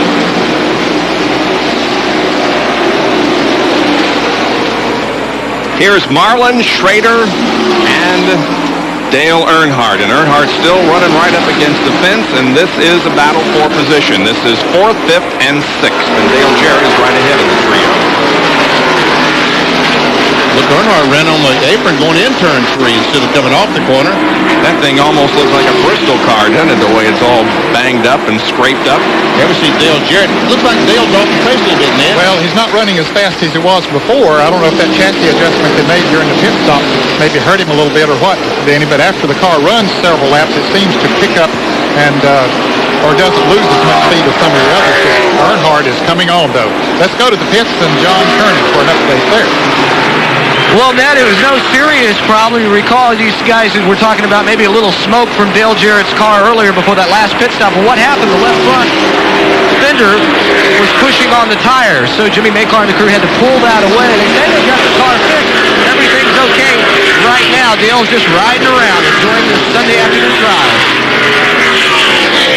Earnhardt up against the fence again. Now, he has pulled away from Rusty Wallace. We saw them battling a little bit earlier. Earnhardt is 15 car lengths ahead of Rusty Wallace. And just a little bit ago, it's the other way around. Rusty was a better race car than Earnhardt. So evidently, the changes they're making are working for Earnhardt because he passes Sterling Marlin to take over 4th place. Well, Earnhardt still has a lot of fans because they all just rose to their feet and waved their hats and handkerchiefs and whatever when Dale took that position away from Sterling. And said, go, and they're all now waving, go, go, go. Mark Martin continues to pull away from Kyle Petty as the others begin to close in on these. Earnhardt, Jarrett, and all of those are closing in on Kyle Petty right now. He's just to the left there. Dick Trickle, black flag by NASCAR. Yeah, he just went to pit not too long ago, Jamie. Losing a little oil or what the deal is, but Trickle, Carolina Pottery's car. Ford it is now. Here's Jarrett going around Kyle Petty on the inside. You can see the 2 green and black cars there, and Earnhardt right there on Kyle Petty. That moves Jarrett into 2nd place. Yeah, and Ernie Irvin in the Kodak Film Chevrolet is a lap behind. And Kyle, all of a sudden, his car just off the pace badly then. Yeah, I don't know if the chassis, the tires are going away or just exactly what it is. Kyle Petty beginning to drop back, but after a 31st place finish at Daytona and a 32nd at Rockingham, he's been 5th at Richmond, 7th at Atlanta, currently struggling but still very much in the hunt. Look at Earnhardt up there on the outside, making a move on Dale Jarrett. He got a good run off that turn. Now he goes to the inside. Jarrett will back off and let him go. He won't come with him going into that turn. That's for second place. Takes over the second spot. Earnhardt is marching toward the front. So it looks like whatever changes they've made are working great. Here's the Western Auto race summary. Mark has led 105 of the 200 laps. We have 14 cars on the lead lap, 11 leaders and 16 changes. Only 2 caution periods for a total of 10, and the average speed of the race is 138.10 miles an hour. Those that have led include Martin, Earnhardt, Petty, Waltrip, Kulwicki, Schrader, Jeff Bodine, Terry Labonte. Jeff Gordon led a lap. So did Dale Jarrett and Ricky Rudd. Hey, that's pretty neat where he shows how many laps they led. Yep. Here are the cars that are out of the race, including Harry Gant, Phil Parsons, Michael Waltrip, and Kenny Wallace. Now the Mechanic of the Year standings as we enter this 5th race of the year. Andy Petrie is atop the standings with 273 points. Tony Glover second, then Steve Meal, Donnie Wingo, and Ray Everham. There is Kyle Petty. We mentioned how he may be slipping back. Jerry, have you been able to determine what the problem is? Bob, listening with the crew here, apparently Kyle has commented that the car is just too tight and will not turn in the corners. He can't get in the corners hard because he's afraid the car won't turn. If it doesn't turn at Darlington, there's only one thing to stop you. That's the concrete. They don't want that to happen. They'll bide their time, try to stay in the top 5 or 10, and hopefully maybe get a caution flag and adjust that car on the next pit stop. Let's check in further down pit road with John Turner. Well, Jerry, we're commenting about Mark Martin and how he's just seemingly running away from everyone. We were also talking about the adjustments Earnhardt made to his car. Earnhardt's crew did. Well, Mark Martin's crew loosened that car up, took a round of wedge out of it. Apparently, that car is really hooked up. But remember, he was running really well on worn tires. We'll see if this adjustment continues to run as well whenever he does wear down his tires a little bit more. We're past the 200 lap mark, 367 laps complete this race.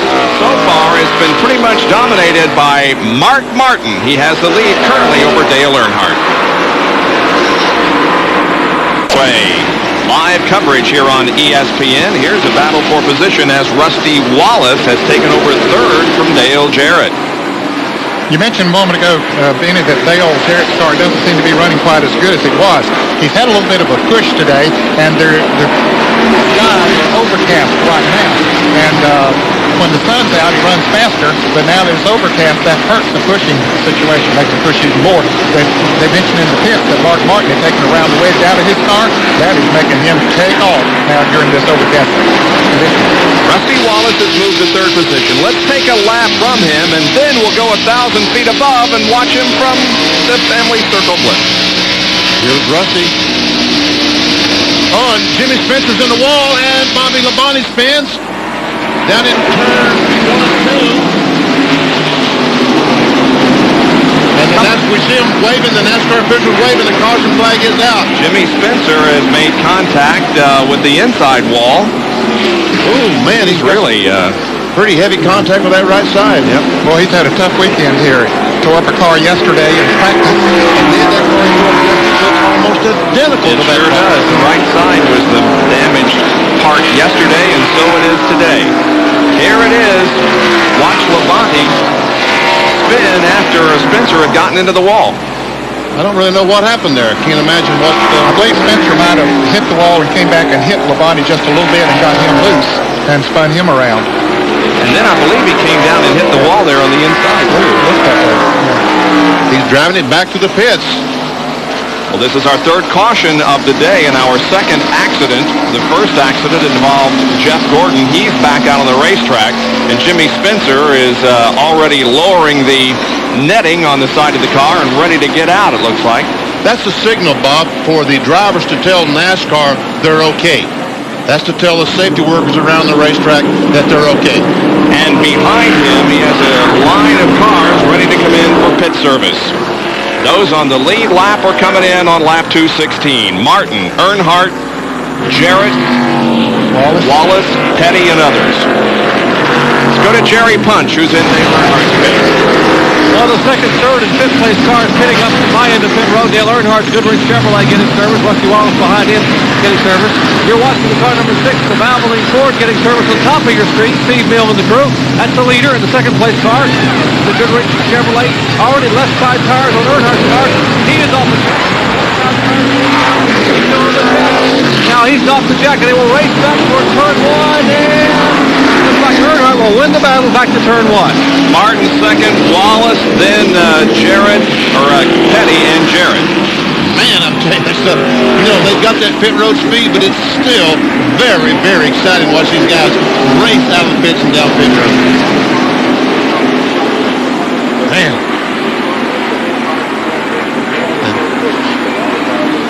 One more time. The race off of pit road. There comes Earnhardt pulling out. And Rusty Wallace and Kyle Petty. Meanwhile, here comes Mark Martin. Almost drives into the side and just blocks the 2 car from getting by him. Just like a football player through a block. And now those that are not on the lead lap will be able to come in for pit service. And while they get the service, we're going to take another break so we can bring you as much green flag racing as possible here at the TranSouth Financial 500. Stay with us. Continue. Here's Morgan Shepherd getting some fresh rubber on that car. And when he came in the pits, he slid through the pits. See the white line right up in front of the car? He slid by that as he came to a stop. The NASCAR officials made him back up before they started changing the tires. And also on pit road, just behind Morgan Shepherd, is Hud Strickland, and he has been in the second time. They've got the hood up on that car. It looks like it's an overheating problem. As a matter of fact, Bob, he was in when the caution came out, so he has gone off the lead lap. That's Strickland having some problems here with the McDonald's Ford. And that's too bad because he was in the top 10, well within the top 10, and having a very good run. But Strickland right now is on pit road. We continue to be under caution for the third time because of an accident up in turn number 2, so we'll take another break. 1,000 feet above Darlington Raceway from the Family Channel blimp. This thing is 132 feet in length. It can accommodate up to 4 passengers along with the pilot. I'm not about to be one of the passengers, though. Me either. And it's on a goodwill tour in 93, making a number of appearances at major sporting events. And we welcome the Family Channel blimp to our coverage of Darlington. With the green flag waving on lap number 221, we are back to racing, and Dale Earnhardt is now the leader. And Ernie Irvin is going to try hard to get his lap back. Mark Martin had to fall in behind. Now he's trying to go by on the outside of Irvin, and he might have that pass made. He does, man. Irvin's car was running good before the caution came out. Not as good as Mark Martin, but he was running as good as Dale Earnhardt.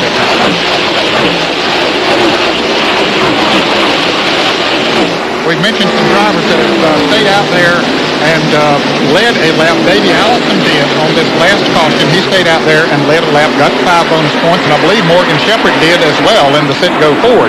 So those drivers thinking about those points, get those 5 bonus points for leading a lap. Excuse me, Bob, and Earnhardt got a 15-20 car length advantage on Mark Martin. But again, we've seen that all day. When the tires are fresh, he really blasts up. About 15-20 laps, they're about even, and after 20-25 laps, it looks like Mark Martin has a superior car. Let's see if things play the same way again. The Jasper Engines US Air 4, driven by Ted Musgrave, is back in the race, and Jerry Punch is with Jimmy Spencer. Jimmy has climbed out of the Monarchy Mufflers Ford, and Jimmy, the car pretty heavily damaged. What happened out there? Our car really wasn't running that well, and it was pretty tight all day, and we busted the right front tire. Now, it was our fault because the car was pushing, never could get it right. I just feel bad for my guys, we've really been missing the setups lately, and I think we're going to forget about the points and start racing again. That's what we got to start doing. That's what we did last fall. We really ran well, and that's what we're going to start doing next week. Forget the points, take each race and go for it. The car you tested so well at Bristol last weekend was flying, I was told. Jerry, I'll tell you something.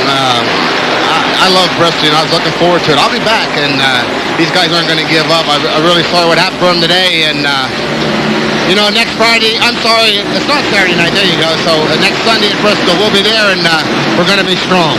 Jimmy Spencer looking for Bristol next Sunday. You'll see it on ESPN, guys. He was 11th in the point standings coming in, and he brings up a very interesting subject that is kind of being talked about a lot in the Winston Cup garage area, and that is how much emphasis is being placed on the championship rather than the individual races. I agree wholeheartedly, and it's a concern that these guys, if they get up second, third, fourth, and say, hey, I got a good solid position, why should I go for the win? And the points championship, the Winston Cup, is becoming worth more than the races themselves. $1.5 million at the end, so yeah, you pick up every point, every opportunity that you get. Kyle Petty and Rusty Wallace are back running right together. In fact, Kyle just passed Rusty a couple of laps ago, so he has the Mellow Yellow Pontiac on to go again. There, Kyle is in third, Rusty is fourth. So they must have been able to fix that pushing problem that he was complaining about. Well, at least they fixed it on the fresh tires. We'll see what happens when the tires get a few laps on them. We'll take a lap with Rusty.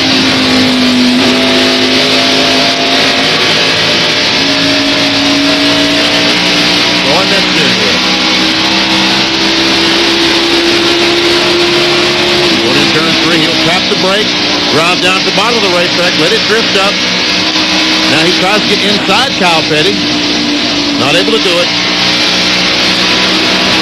Off turn 4. Now let's go 1,000 feet into the air in the Family Channel blimp and see how his line looks from that perspective. Now we'll refocus on Kyle and do it just a little bit. Rusty. Everybody's getting a blimp, aren't they? Shamu's got one. Yeah. Goodyear has one. And you ever ridden in a blimp? No. Do I want to ride in a blimp? No. I did once. Do I want to do it again? No. I didn't think so. Now there's one fellow out here we haven't said much about today, but Wally Dallenbach is right behind Kyle Petty, Rusty Wallace, and Dale Jarrett. He is hanging right with them now. He's being shown in 16th position. He is a couple of laps down. He has that Ford running right now. This is the team car to Mark Martin. I say a team car. They're both owned by Jack Roush, both based in Liberty, North Carolina, at Roush Racing. Howard Comstock, the crew chief on the 16th car. Steve Neal is the crew chief on the 6th car. And Danny, just what you were talking about earlier on new tires, Dale Earnhardt took off. Well, that lead has evaporated now because Mark Martin has not. Yep.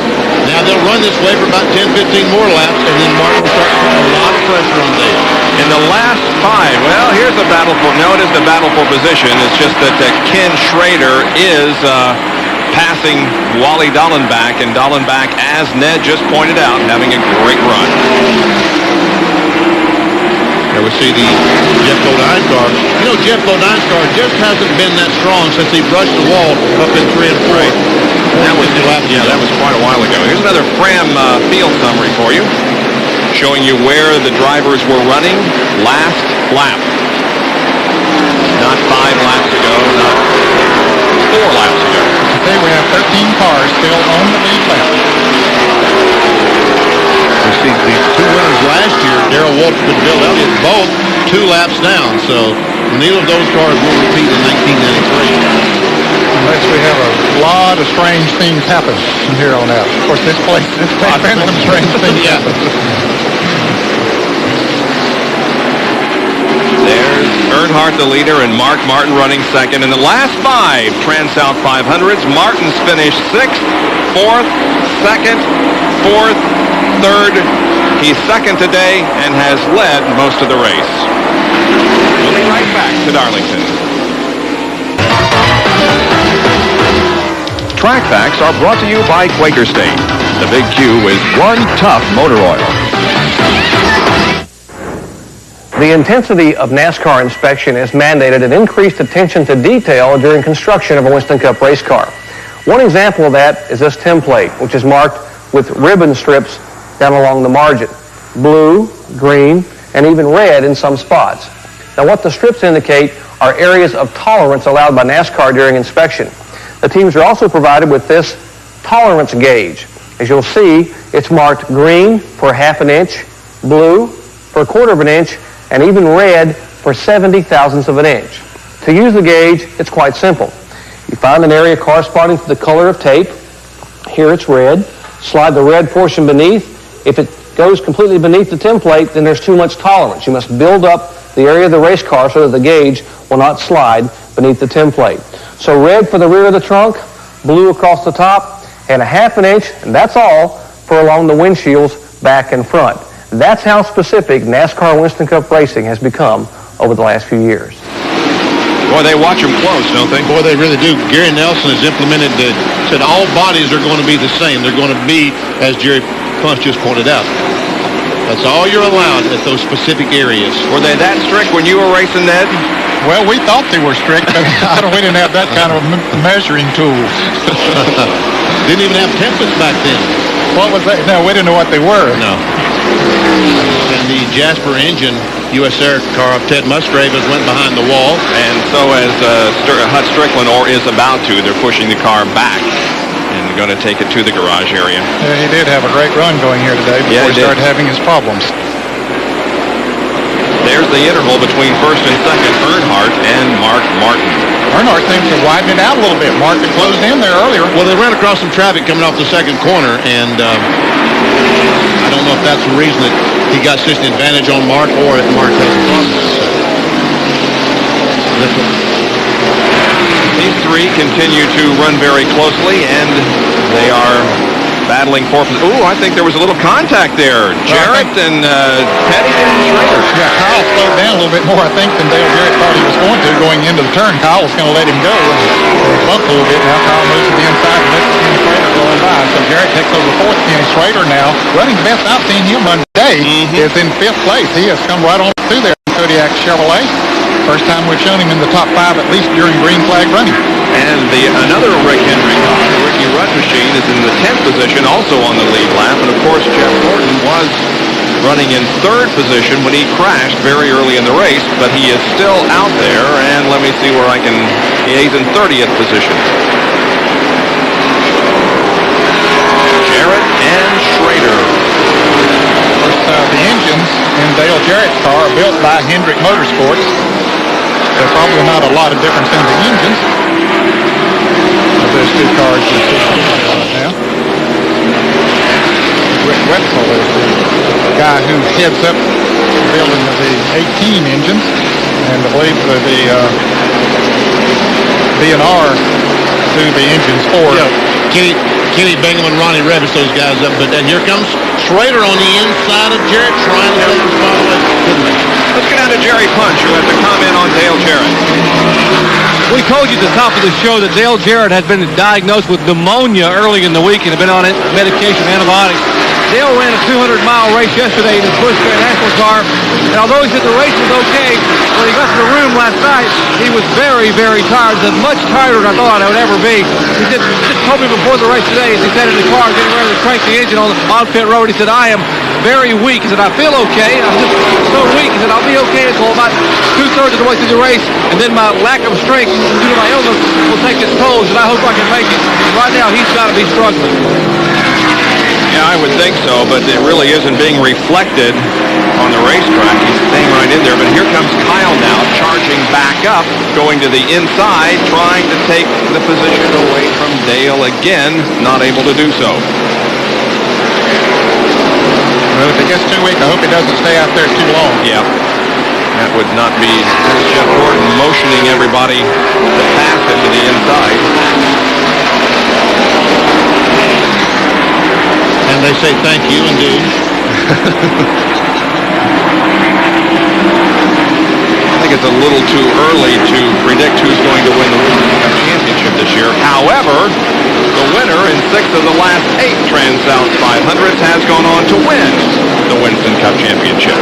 And Ned Earnhardt is putting a little distance on Mark Martin. Yeah. As we widen the camera back out, look how far back it is to Mark Martin. So Earnhardt is either picking up the speed or Martin is slowing down. Talking about the top of the show about that black dude's back. Dale's trying to carry on that streak that was interrupted briefly by the red and white victory of Morgan Shepherd last week, but Black is back on top here today. And there's Rick Wilson, who has brought the STP Pontiac into the back pits for a look-see. They're raising the hood on that car. We've seen a lot of that today, some of it for overheating. Looks like it could be a more serious problem for Rick Wilson. Back with more from Darlington after this.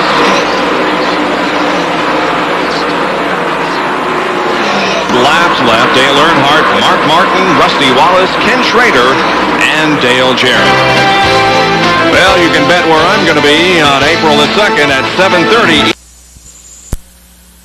Here's a good battle. Ricky Rudd and Alan Kowicki battling each other. That is for the 8th and 9th position. Right now, Alan Kowicki has the 8th position. Rudd trying to take it away. And here he comes on the inside. Has position. They come off their corner side by side. Well, they made it. Now look at Marlin. Don't go 3 abreast into this turn. Sterling knew that. He got way down there. Look at this. He said, let those guys settle their battle, and then I'll deal with them individually. Kowicki should have a good run off that corner. Oh! He slipped a little bit. Yeah, slipping coming off the corner. Now, Rudd falls back in line and says, okay, let's cool it for a while. And while we're watching that battle, Dale Jarrett got back around Kenny Schrader, moved into 4th. Now this is the 8th, 9th, 10th positions. Terry Labonte is in there, left. He's not far behind him. There he is.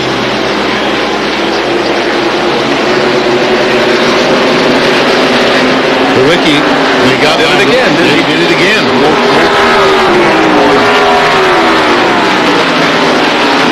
Meanwhile, the report on Earnhardt, he is still pulling away from Mark Martin. Earnhardt is the leader. There he is. He's our leader, and he is actually pulling away. But then we speculated during commercial that it's overcast, it's cooled off 3 or 4 degrees, and it seems to be really affecting Mark Martin's car. Yeah, evidently helping Dale Earnhardt, because I'm sure that Richard Childress and the Goodwrench team have perhaps made some adjustments on that car, because as we said earlier in the race, he was fast on new tires, but then would slow down after the tires would heat up. But that's not the case now. Boy, he is just hanging right. He found himself a good groove, running very, very high, especially through turns 1 and 2. Working for it. Now we get into the point, if Earnhardt's tires want to start giving up and Martin making a charge, now is the time that he's going to have to come get closer and closer. Yep. If Earnhardt continues to pull away, we may be seeing our winner right there. He is strong right now. And here once again is that fact that I mentioned a few laps ago. 6 of the last 8 TranSouth winners have gone on to win the Winston Cup Championship. That's interesting. And Earnhardt is having a good season compared to last year at least. Now look at his after 4 race statistics. He is first in points right now. In 91, he was first. And 90, he was first. And, of course, those were championship years. So he's certainly on track to do the same thing. Well, it has clouded up. Now, it's not threatening rain, but it is cloudy, and it has changed the complexion of this race in terms of setup. Jerry, what can you add to that? Well, Bob, with it getting cloudy and the temperature dropping some 8 or 9 degrees in the past 15 minutes, a lot of the crews have asked us if we know what's happening with the weather. They're very gun-shy because they've had rain off and on and snow the past few weeks. So here's the NASCAR weather radar. We're right here at Darlington Raceway. There are no rain showers in our vicinity, but about 90 miles away, up near Charlotte, there is a shower, and over near Greenville, Spartanburg, there's a shower, and that is moving east. But in this area, we're nice and clear, so that means we'll probably be able to get this race in with no rain at all, just a little overcast and a little cooling here in the afternoon. You're hired. Thank goodness we found somebody who could do weather better than John Kernan did yesterday, right? Yes. At least it doesn't rain when Punch does weather. Let's go to John. John? Thanks, Jenkins. Well, we're talking about the clouds moving in, the temperature dropping. That has really hurt Mark Martin. His car's been a little tight all day. They had it loosened up on that last pit stop, and it ran well until the clouds came in. Just talked to Steve Neal. Says they're going to have to loosen it up even more because they're expecting these clouds to stay in for the remainder of the race. They would like to see a caution so they can catch back up with Earnhardt right now. Because like you guys said, if it stays green, we may be looking at the winner with Earnhardt as well as good a job as his team does in the pits. Right now, we're watching the battle for 8th position on the track as Rudd looks to the inside of Jeff Bodine, but can't make the move. 8th, 9th, and 10th. Sterling Marlin back there in 10th spot. Rudd tries to get alongside, and he makes the pass. Easily. And here comes Jeff Bodine trying to make the pass back. Alan Boynton was in that group of cars when we watched them the last time. He has pulled away from them. Terry Labonte is still there with them. The car linkers still behind as we show you another Graham Field summary. These are how your favorite driver is running right now. Well, except maybe some of the positions back here that's being contested. Keeping you up to date, though, on where the standings are right now. We really aren't concerned about what was going on 10 laps ago or even 5 laps ago. We want to keep you up to date on what's happening right now. Now, this group of cars we're watching are about 3/4 of a lap behind Dale Earnhardt. So they've been in the lead lap all day, have run good lap times, made good pit stops, but this green flag run we got going here right now, Earnhardt is gaining a good half a second a lap on this car. And the lap is 261. So we've got 107 laps to go. All right, here's where Earnhardt is compared to them. Here he is coming into the picture, so you can see it was not all of turn 3 and 4. They were coming off of 4. He was already well into turn 3. There's Davey Allison right directly in front of them, in jeopardy of going a lap down, and right now he was on his lap, but Earnhardt gaining on him. You're watching live coverage of the TranSouth Financial 500 from Darlington Raceway in South Carolina. Benny Parsons, Ned Jarrett, John Kernan, and Dr. Jerry Punch. Dale Earnhardt is the leader of the race at the moment, and Sterling Marlin has come on to pit road, and he gave us and many people sitting here in the main grandstand a thrill a couple of laps ago. Okay, came off of turn 4 right on the back bumper of Jeff Bodine, and Terry Labonte was there. They may have touched a little bit. Marlin went sliding back and forth down there. Never did spin around, but Morgan Shepherd, boy, had to really hold his breath because he thought he was coming right out into him. Jeff Bodine is coming into the pits. Sterling Marlin is going out of the pits right now, but Jeff Bodine coming in. Dale Jarrett has passed Rusty Wallace for the 3rd position. Wallace's car beginning to go away, and Ricky Rudd is slowing, going into turn 3. All kinds of action going on. And here is Rusty Wallace on pit road, so is Kyle Petty coming down pit road. These would be scheduled pit stops, Jerry, right? Exactly right, man. Rusty coming in. We'd expect to see Dale Earnhardt get another couple of laps. Rusty's been a genuine draft crew, changing right side tires. Behind him, Kyle Petty and the Pontiac crew working on that car. A big problem for Ricky Rudd as he comes down pit road. Ricky bringing his crew, he said he thought the left rear tire was coming off and it was wobbling as it came by. Rusty has completed his work, and now so does the Kyle Petty crew. And Ricky Rudd crew working on the Tide Chevrolet. Kyle was out, and apparently the left rear tire was almost off Ricky Rudd's Tide Chevrolet. Davey Allison still on pit road.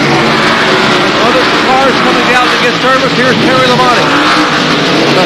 Car number 5 finally leaving pit road with a very close call for Ricky Rudd in the Hendrick Chevrolet. Terry Labonte is in on pit road right now in the Kellogg Chevrolet. A lot of steam rising from that car. Dale Jarrett coming down pit road in the Interstate Batteries Chevrolet. As Terry continues to get his work, there goes Jarrett by him. And Sterling Marlin coming back down once again. John Kernan is in Dale Jarrett's pit. It'll be a 4-tire change for Dale Jarrett. He is also one of the drivers calling on the radio, complaining to the crew chief that his car had gotten very, very tight whenever the sun went down, or behind the clouds, I should say. So there they go. They'll loosen it up on the right rear. Right side's already on. Left side's going on. Another can of Unical gasoline going in. Dale's still sitting on pit road waiting. Jack drops in. Dale Jarrett is away 21.5 seconds. A little bit slower than those others that we've seen today. Dale Earnhardt coming in now, the leader. And Jerry Punch will be right there waiting on him. Jerry's coming towards him now.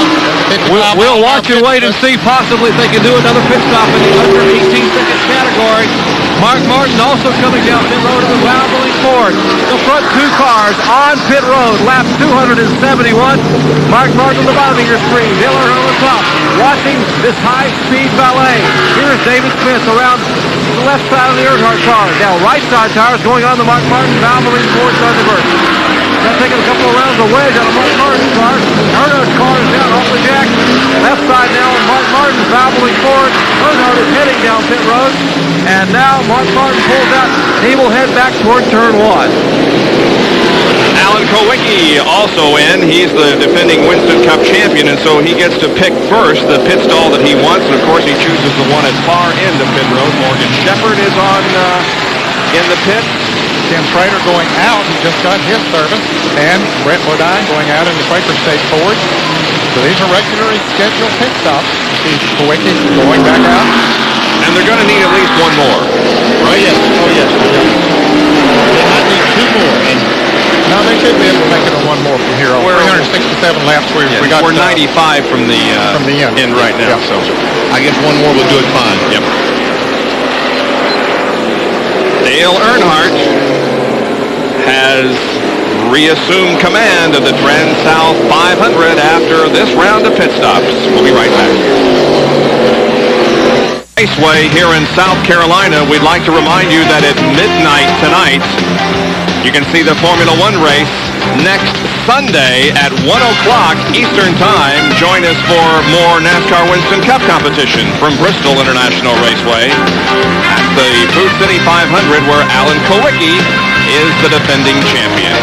Boy, it's always exciting to go to Bristol on that tight half-mile high-banked racetrack.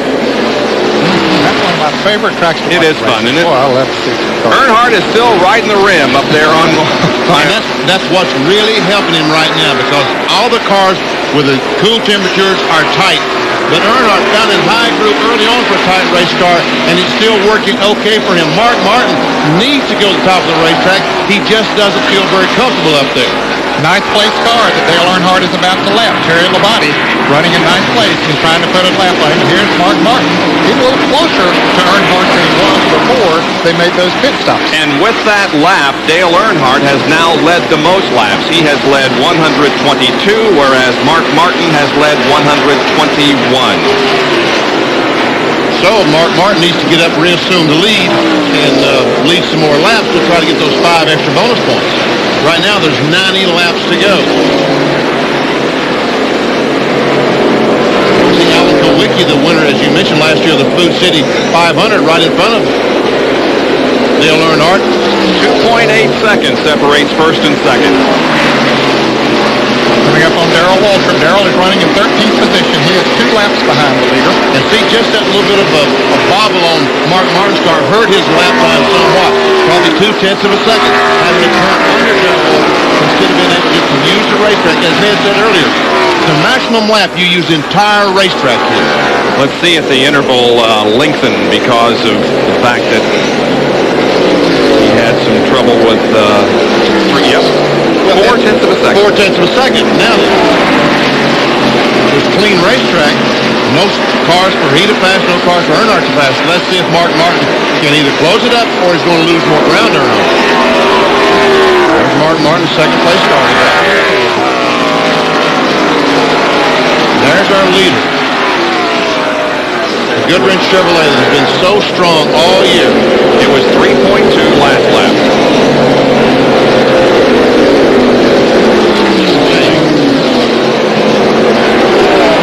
So in about 10 laps, we'll do it again and see if Mark Martin is able to start closing up. And third place is Rusty Wallace. He's pretty far behind. As a matter of fact, he is more than a third of a lap behind, almost a half a lap behind Dale Earnhardt. And Dale Jarrett running fourth place is just about second and a half behind Rusty. Yeah. Kyle Petty is, beg your pardon, Kenny Schrader is in fifth place. He is about 5 seconds. And we can see that Mark Martin did close the gap 1/10 of a second. But I mean, that's like watching paint dry. Bernie Irvin coming out of of the garage area in the Kodak Film Chevrolet. I didn't even know he had gone to the garage area. That surprised me, too. Yeah, he's back in there. He's 14 laps down, but Irvin is back in competition. He was in the 7th position in points coming into this race. And boy, we've seen the points jumbled up after each of the races. We'll see it again here today. And he comes back into the race in 22nd position. He's got something, that's water. That's the overflow, isn't it? Yeah, water coming out of the... He's losing a great deal of water. Yep. There's our leader, Dale Earnhardt.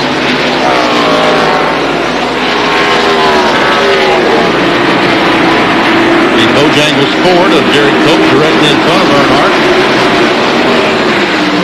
You know why they put number 98 on that car, Bob? On Jerry Cope's car, it's number 98. Yep. You know why they put number 98 on it? Nope.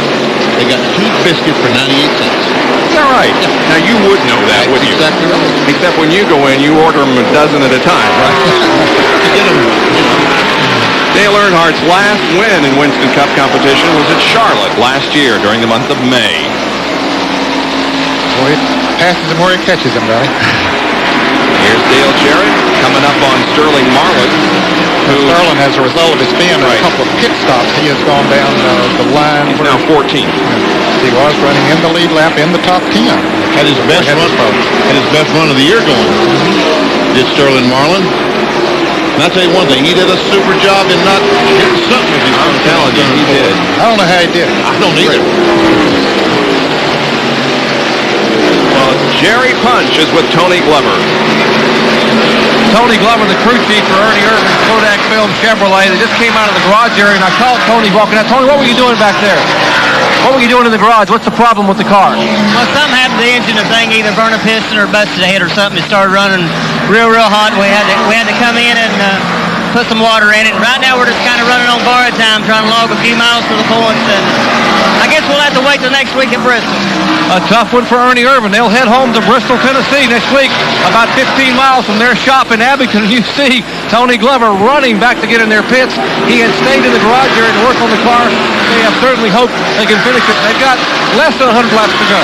Well, Ernie Irvin won his first Winston Cup race at Bristol in August of 1990, so he does go there with a little bit of hope. Now, in the back pit, Darrell Waltrip has come in, the Western Auto Chevrolet. I guess this is a normal pit stop. He probably has run to this point. Probably has, yes. He runs longer than most people. He was shown in 13th position before he came in for this pit stop. Of course, Darrell had a big win last week in the Western Auto Shootout out in the Texas World Speedway. That was fun, wasn't it, guys? That was fun. I really enjoyed that. I hope you got to see it. It was on a midnight last Sunday night. Darrell stretched the first stop to the point where he caught a caution, put the field a lap down, but there was good competition other than that. It was the ARCA and Winston West shootout, but it featured Schrader, Dale Earnhardt, and Darrell Waltrip. And that's a great facility out there now. Yeah, it is. Here's Earnhardt putting a lap on Jeff Bodine, the 8th place car. So Earnhardt is making a shambles of this race now. He almost got a lap down earlier, but now is in the lead and looking good at Darlington. From Darlington Raceway in South Carolina, now 291 laps old.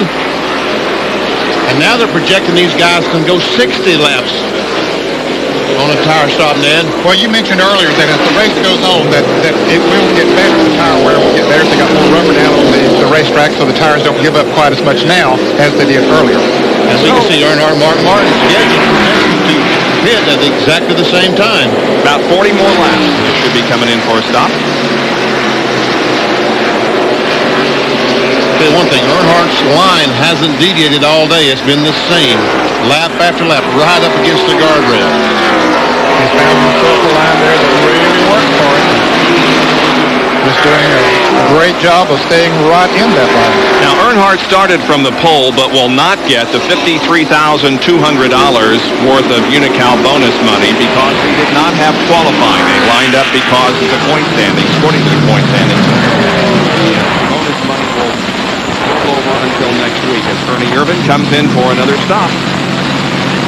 Don't you know that car owner hates that Ned to stop it on $1,000 worth of tires when you got a blown up race car? Oh, yeah, that's a tough situation, no doubt about it. But, you know, if you stay out there and you gain 10 more points, it might cost you several $1,000s, but it'll make you many, many thousand at the end of the race, at the end of the season, because there is so much difference in each position as far as the point standings are concerned. So Irvin gets the tires changed and the fuel in, and now he's back out there. And Dale Earnhardt has put a lap on Alan Kulwicki. Alan Kulwicki is being shown as the 7th place car. Now, 6 on the lead lap then. Yeah, Kyle Petty is next. He's about 5 seconds ahead of Dale Earnhardt. Here's a Napa field summary. Showing you 6 cars on the lead lap, just like Ned said. That's 12 cars. And Ricky Rudd once again in the pits. The Tide Chevrolet. Jerry Punk, what's going on down there? Well, you saw a minute ago, Benny, when he came down pit road, the left rear tire, the lug nuts had worked their way loose, and the wheel was almost off. They replaced those tires, and now Ricky complained of a vibration. And now he has come back down pit road, and they're going to work. We're going to put a spacer on the left rear hub to try to move the wheel out a little bit. Now they've put the wheel in place, tighten the lug nuts, and the Tide crew will drop the jack, and Rudd puts it in gear and pulls away. Jerry, we're wondering, the fact that we mentioned a very fast pit stop he had during a caution. Then he came back in. He only went out and made 1 lap, but they didn't get all the lug nuts tied on that left rear. Could there have been something done to the studs right then that they keep loosening up now? Of course, they put that spacer in there to get the thread moved out a little bit further. Could it have gone back to that particular pit stop that started these problems? That's exactly what could have happened. We look back at everything that went on with a few lug nuts that were left loose. It possibly could allow the wheel to move enough to strip out some of the innermost cords on the screws, on the studs themselves. And now they put a spacer in, and they are looking over the tires and wheels here in the Rudd pit, trying to see if they could have worked their way loose. At this point in time, they really don't see anything. You saw on the racetrack how Dale Jarrett has taken over 3rd position from Rusty Wallace. He got his left side tires way down on the apron to do it in turn 3. And there's what we're talking about. Jerry? Let me show you guys. This is the left rear wheel that just pulled over a minute ago. You see how these lug nuts have been able to allow this wheel to vibrate loose? It was beginning to vibrate and bounce. They basically have galled or eroded part of the metal away inside the wheel here, so the wheel was vibrating. That's why they put a spacer in behind the wheel to try to keep the wheel pushed out backwards out that way and hopefully be able to tighten it down.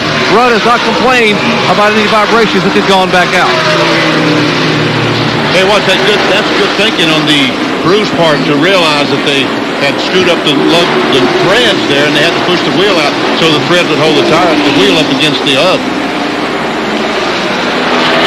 Well, we are near the track record. 138.3 is our average speed at this moment. The track record is 139.3, so about a mile an hour under. And as Earnhardt comes down this time, he will complete 300 laps and will have 67 to go.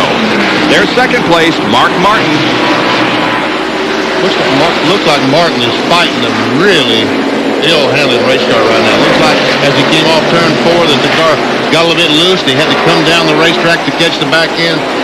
Like he's got his hands full. Well, I tell you, it's just amazing how his car was so good before, and then to see it switch around. The difference now, Dale Earnhardt is the dominant car as he was early in the race.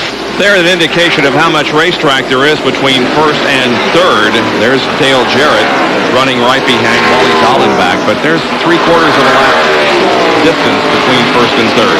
Yeah, in fact, Dale Earnhardt, as Jarrett goes around Wally Dallenbach, Dale Earnhardt is coming up on the 6th place car of Kyle Petty to put a lap on him here very shortly. And did, as a matter of fact, as you were talking, did that, Dale?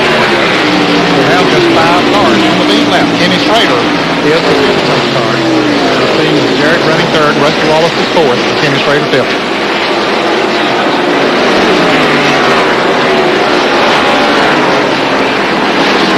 Rusty Rusty Wallace is not too far behind, but I think you would have to almost describe his predicament right now as a struggle. Yeah, that car is definitely not running like it was earlier either. And look at it, saw that wheel as he comes up on Bobby Hamilton in the country time Ford. Hamilton is 17th. He is 3 laps behind. Rusty is pretty good on new tires. In fact, he is good on new tires, but as they run on, his tires heat up and the car starts slowing down for him. He goes to the corner. That time he didn't fight the wheel nearly as badly as he has been.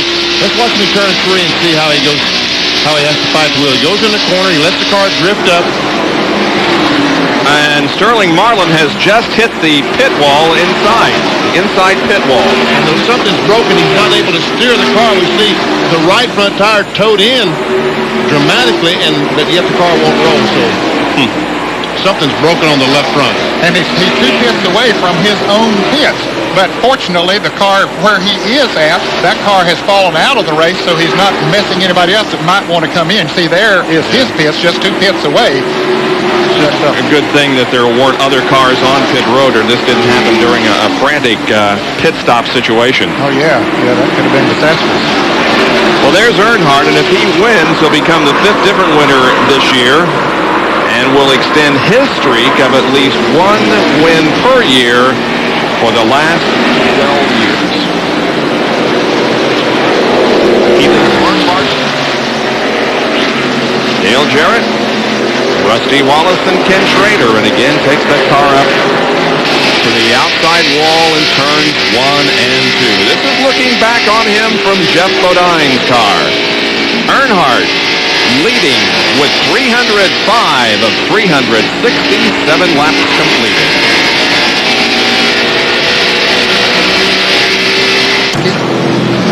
Down pit road in the Hooters Ford. Allen in 5th position. Everybody getting in position for the final charge to the checkered flag. You see the clock going up. After Davey Allison's pit stop, 19.5 seconds. Now, Kowicki, John Kernan. Well, it's another 4-tire change for Alan Kowicki. And you know, a couple pit stops ago, he had radioed in and told crew chief Paul Andrews that he thought he had a car that could fit for the win. And all of a sudden, the clouds came in, car tightened up, couldn't run very well. He was finally down and away.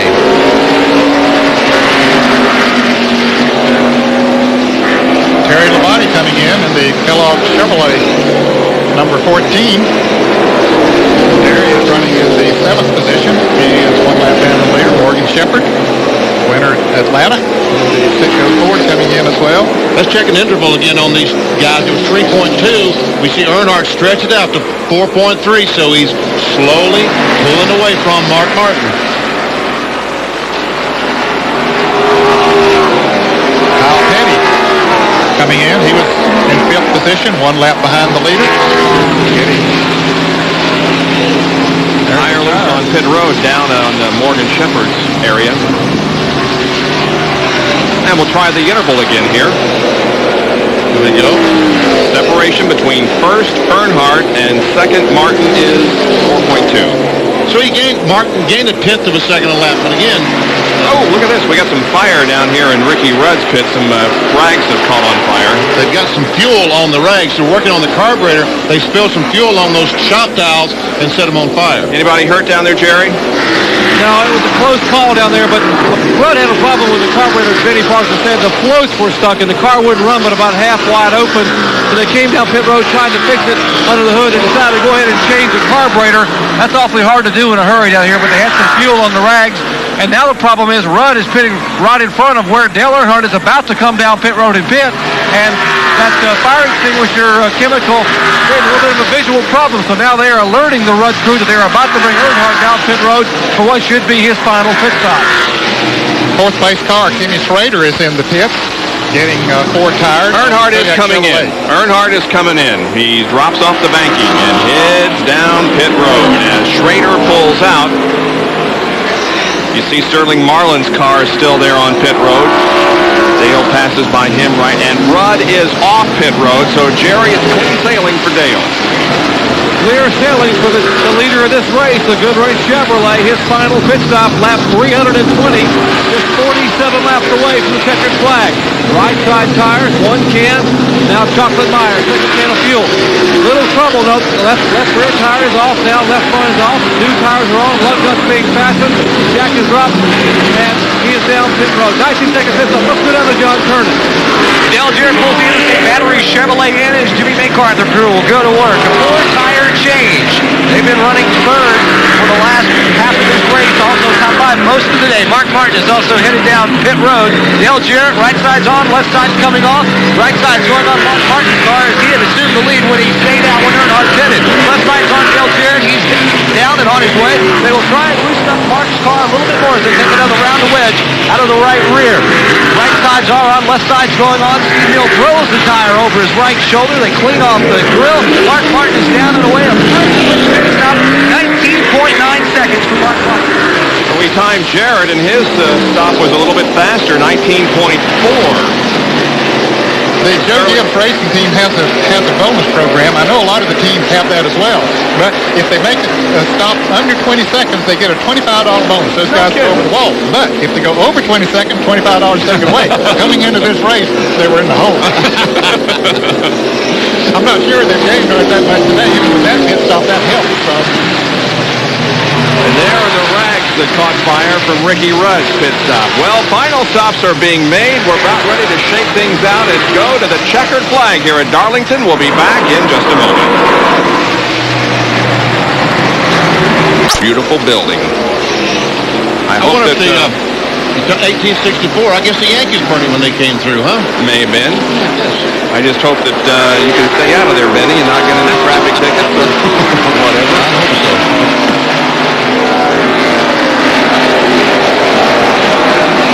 Earnhardt leads here at Darlington with 325 laps completed.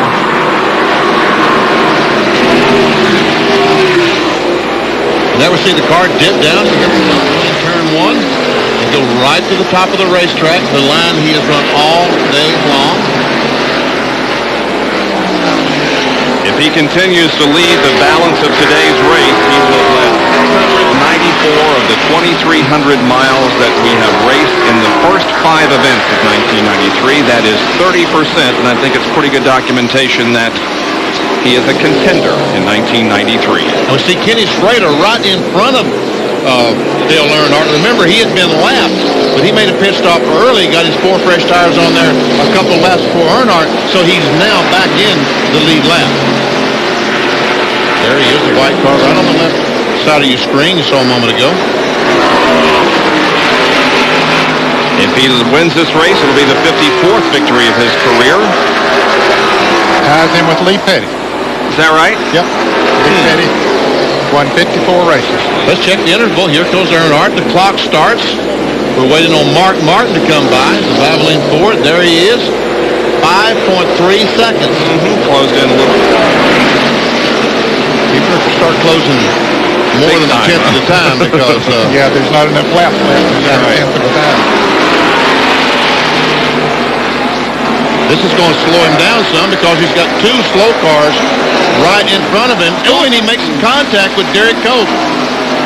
Boy, I'll tell you, that is some gutsy driving that he's doing. He has a lot of confidence in himself and in that race car right now. 5.3, 4.5 seconds. So we see that the slower cars slow Earnhardt down about 8/10 of a second. But all those slower cars have to be passed by Mark Martin, so it should equal out. Martin is able to catch him on the straightaway and pass him, then it's to his advantage. And when you run 367 laps, it ought to even out. You know, Earnhardt ought to catch the same amount on the straightaway as Martin does. But let's see. Now this is basically clean racetrack. Both 4.5, 4.4. Knocked another 10th off. With another 10. Only another 10th. Yeah. Now, if he was within about a second of him, that would be considerable. Yeah. Those laps are winding down. We only have 37 more. And did I see Earnhardt's car wiggle up there now? It looked like it might have wiggled just a little bit coming off of the turn. Darrell Waltrip. Remember, Waltrip stopped about lap 290, so his tires are getting well worn right now. Once again, a Napa Field summary. Kyle Petty, 7th place, a lap down. Bill Elliott back in 14th, 3 laps down. Boy, there has been perhaps the biggest surprise as far as I'm concerned about the 93 season. I thought Bill would pick up where he left off last year, but it's been a real struggle for him this year. It really has. Daytona had a very good race car, but overheated, blew a piston, whatever he did. Let's hope that Elliott can turn things around here as we head toward Bristol International next Sunday. Well, we're going to get some breaks out of the way here for you, so we'll be back and cover the finish of this 500-mile race here at Darlington Raceway. We'll be right back. To put him a lap down. Now, he's been following Schrader for a couple of laps. Schrader doesn't want to go that lap down. Meanwhile, Mark Martin is probably gaining a little more time than he would if Earnhardt was in clear racetrack. There's Mark Martin coming. Schrader, by the way, is a 5th position, so Earnhardt is looking to take a lap away from the 5th place car. And once again, Schrader is running about the same spot on the racetrack that Dale Earnhardt is running. And it's hard for Earnhardt to go to the bottom of the racetrack where he's showing all day long. It's been difficult for him to run on the bottom. He needs to run on top and look where Schrader is. Well, let's try it. Once again, we'll check the interval. Once again, here comes Earnhardt. The clock starts. Here comes, what was it, 4.4 seconds or something like that? Around the, yeah, he's gaining, but laps are winding down. I'm told it was 4.1, so. We're less than 30 laps away from the checkered flag, so the interval is too great. Jerry Punch understands some good news from the Dale Earnhardt pit. Well, Andy Petrie has been named Western Auto Mechanic of the race, and Andy, congratulations on being named Western Auto Mechanic of the race here. Yeah, it's awful nice that people do that for us. You know, I can't, like I said before, you know, it's not enough I can say about the crew. They're really the ones that deserve it, and they give it to one person, but it's really just a reflection of the whole thing. You worked so hard to get this car set up. The theme this year has been black is back now. Looks like you got about less than 30 laps to go. Does Dale seem to have any problem at all? Yeah, we're just looking for good luck now. You know, we've had a good run all day. We got down a lap there, made it back up, and had a good break there. We're just looking for a little more good luck, and maybe we can win. Andy Petrie, the Western Auto Mechanic of the race, he gets $1,000 for doing a heck of a job to get this car possibly back to victory lane. And when we showed you the current point standings, it reflected how that Andy is atop the point standings, so he adds to his lead with today's honor. Ned, why do you suppose that Earnhardt, he caught Schrader, but that gap is, I think he's backed off because he realizes that Martin can't catch him now if he's taking care of his tires? Taking care of his tires. Could very well be, but that's what he's doing. He has a good lead. No point in taking any unnecessary chances, although when we saw him make a move up there on turn 4 a while ago, we wondered about that, didn't we? There we see Bobby Hamilton. He's been smoking badly on the bottom of the racetrack, the country time Ford. It's going down the front straightaway now. I assume he'll be heading to his pits in the back. He's very slow down through here. 25 laps to go. You know, Bob, remember that race in Atlanta last fall, just how exciting it was with Kawicki and Bill Elliott trying to win the championship and what have you? Yep. Well, you know, every race on the Winston Cup circuit is exactly the same. Yeah. What Earnhardt does today and next week and last week determines when he's going to win the championship. Yep, you're right. Here's Rusty Wallace in 3rd place, and he made pit stops earlier than most everyone else, and so the tires are a little bit, look at that. The tires are a little bit older, and it's pretty obvious because he's on that wheel again, Jerry. That is indeed the case, Bob. They said that he stopped so early trying to get an advantage with fresh tires, and now one advantage he may have gotten has gone away. The tires are worn. He still has about 23 laps to go, and they really need a yellow flag or some stop on pit road to be able to get fresh rubber on that car. But when he made that pit stop earlier than the rest at lap 308, he had about 60 laps, 59 laps to go. Now, Dale Jarrett had just passed him as we see him spike that wheel again, and when after their pit stop, after Jarrett hit it, he was 11 seconds behind Rusty. Now he's only 3.5 seconds. So Jarrett, with the fresher tires, is able to move in closer to it. Whether he has enough time to catch him now for the end of the race, well, time will tell. Yep. Same kind of a situation with Earnhardt and Mark Martin. Let's see the interval. There's Rusty, and there's Dale. Yeah. Entering turn And there's Ricky Rudd, who was right behind Jarrett. There's Dale going to the high side of Ernie Irvin. 22 laps to go. And Dale Earnhardt will have his 54th career victory in his pocket. Can he hold off Mark Martin and Rusty Wallace? Stretches now. But anyway, they're doing some great jobs. The left side of your screen is the backstretch, and their plans are for that to be the front stretch. The right side of your screen, which is currently the front stretch, they're just basically on a flip-flop. So that means that turn 1 and 2 will be what now is 3 and 4, and that'll make for some very interesting starts. Yeah, going in there side by side, right. Especially coming off turn 4 for turn 2. Again, for those of you who are tuning in for the IndyCar Checkered Flag program regarding the Australia race, we're going to go till, we're going to go over, obviously. So that race will be on, Checkered Flag will be on at 3:30 tomorrow afternoon. Dale Jarrett has caught and passed Rusty Wallace for third. Just caught him, and he's made up that 3.5 seconds in just a few laps, man. Yes, he has. His Rusty's car has just totally gone away. He's really fighting that thing. He's going to be hard-pressed to last 16 or 17 laps. Now, he's got to take into consideration if he does come in, he's going to go a lap down. He's still in the lead lap. Rusty is in fourth place. So I expect he'll try to hang on and try to salvage that fourth place finish. 16 laps to go. His challenger is Ken Schrader, who's about a straightaway behind Rusty. You see Rusty fighting that wheel, trying to make that car go the other direction. And when it goes the other direction, make sure the back end is full. Yeah, he has his hands full right now. There's no doubt about it. Here comes another Napa Field summary here for you, showing 4 cars on the lead lap. And this will be the last one you'll see today.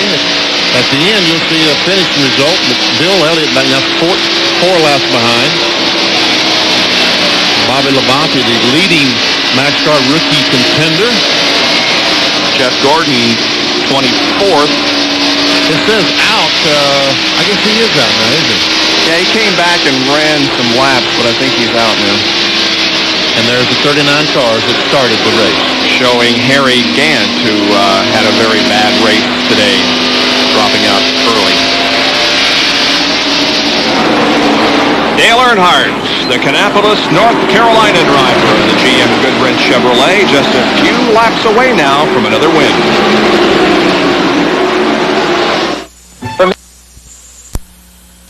With 11 laps to go. And should he win, he will record the second victory of 1993 for Chevrolet. Chevy will have 2, Ford will have 2, and Pontiac will have 1. Yes. That's pretty evenly matched, isn't it? Yes, it is. Good to hear it. The Fords and the Chevrolets have the Pontiacs outnumbered. Yeah. Good. Pulling, where was he on the pulling off the track, it looked like. He's down in 1 and 2, going slowly. This is out of the back of Rusty Wallace, Miller Genuine Draft Pontiac. Looking back at Dale Earnhardt about to put Rusty a lap down.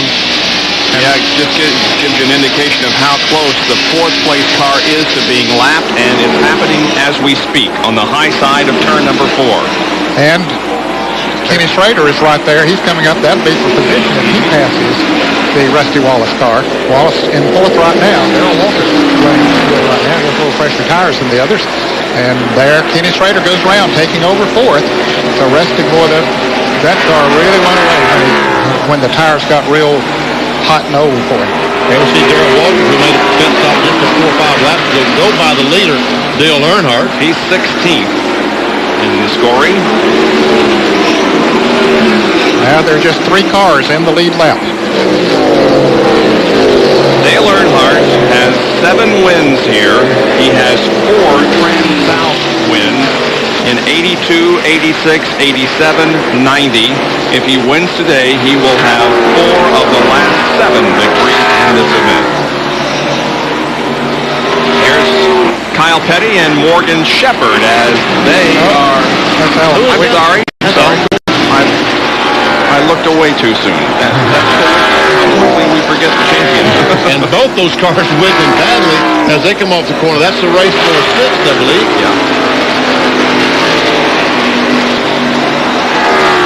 But I think both of them realize it is a race for 6th.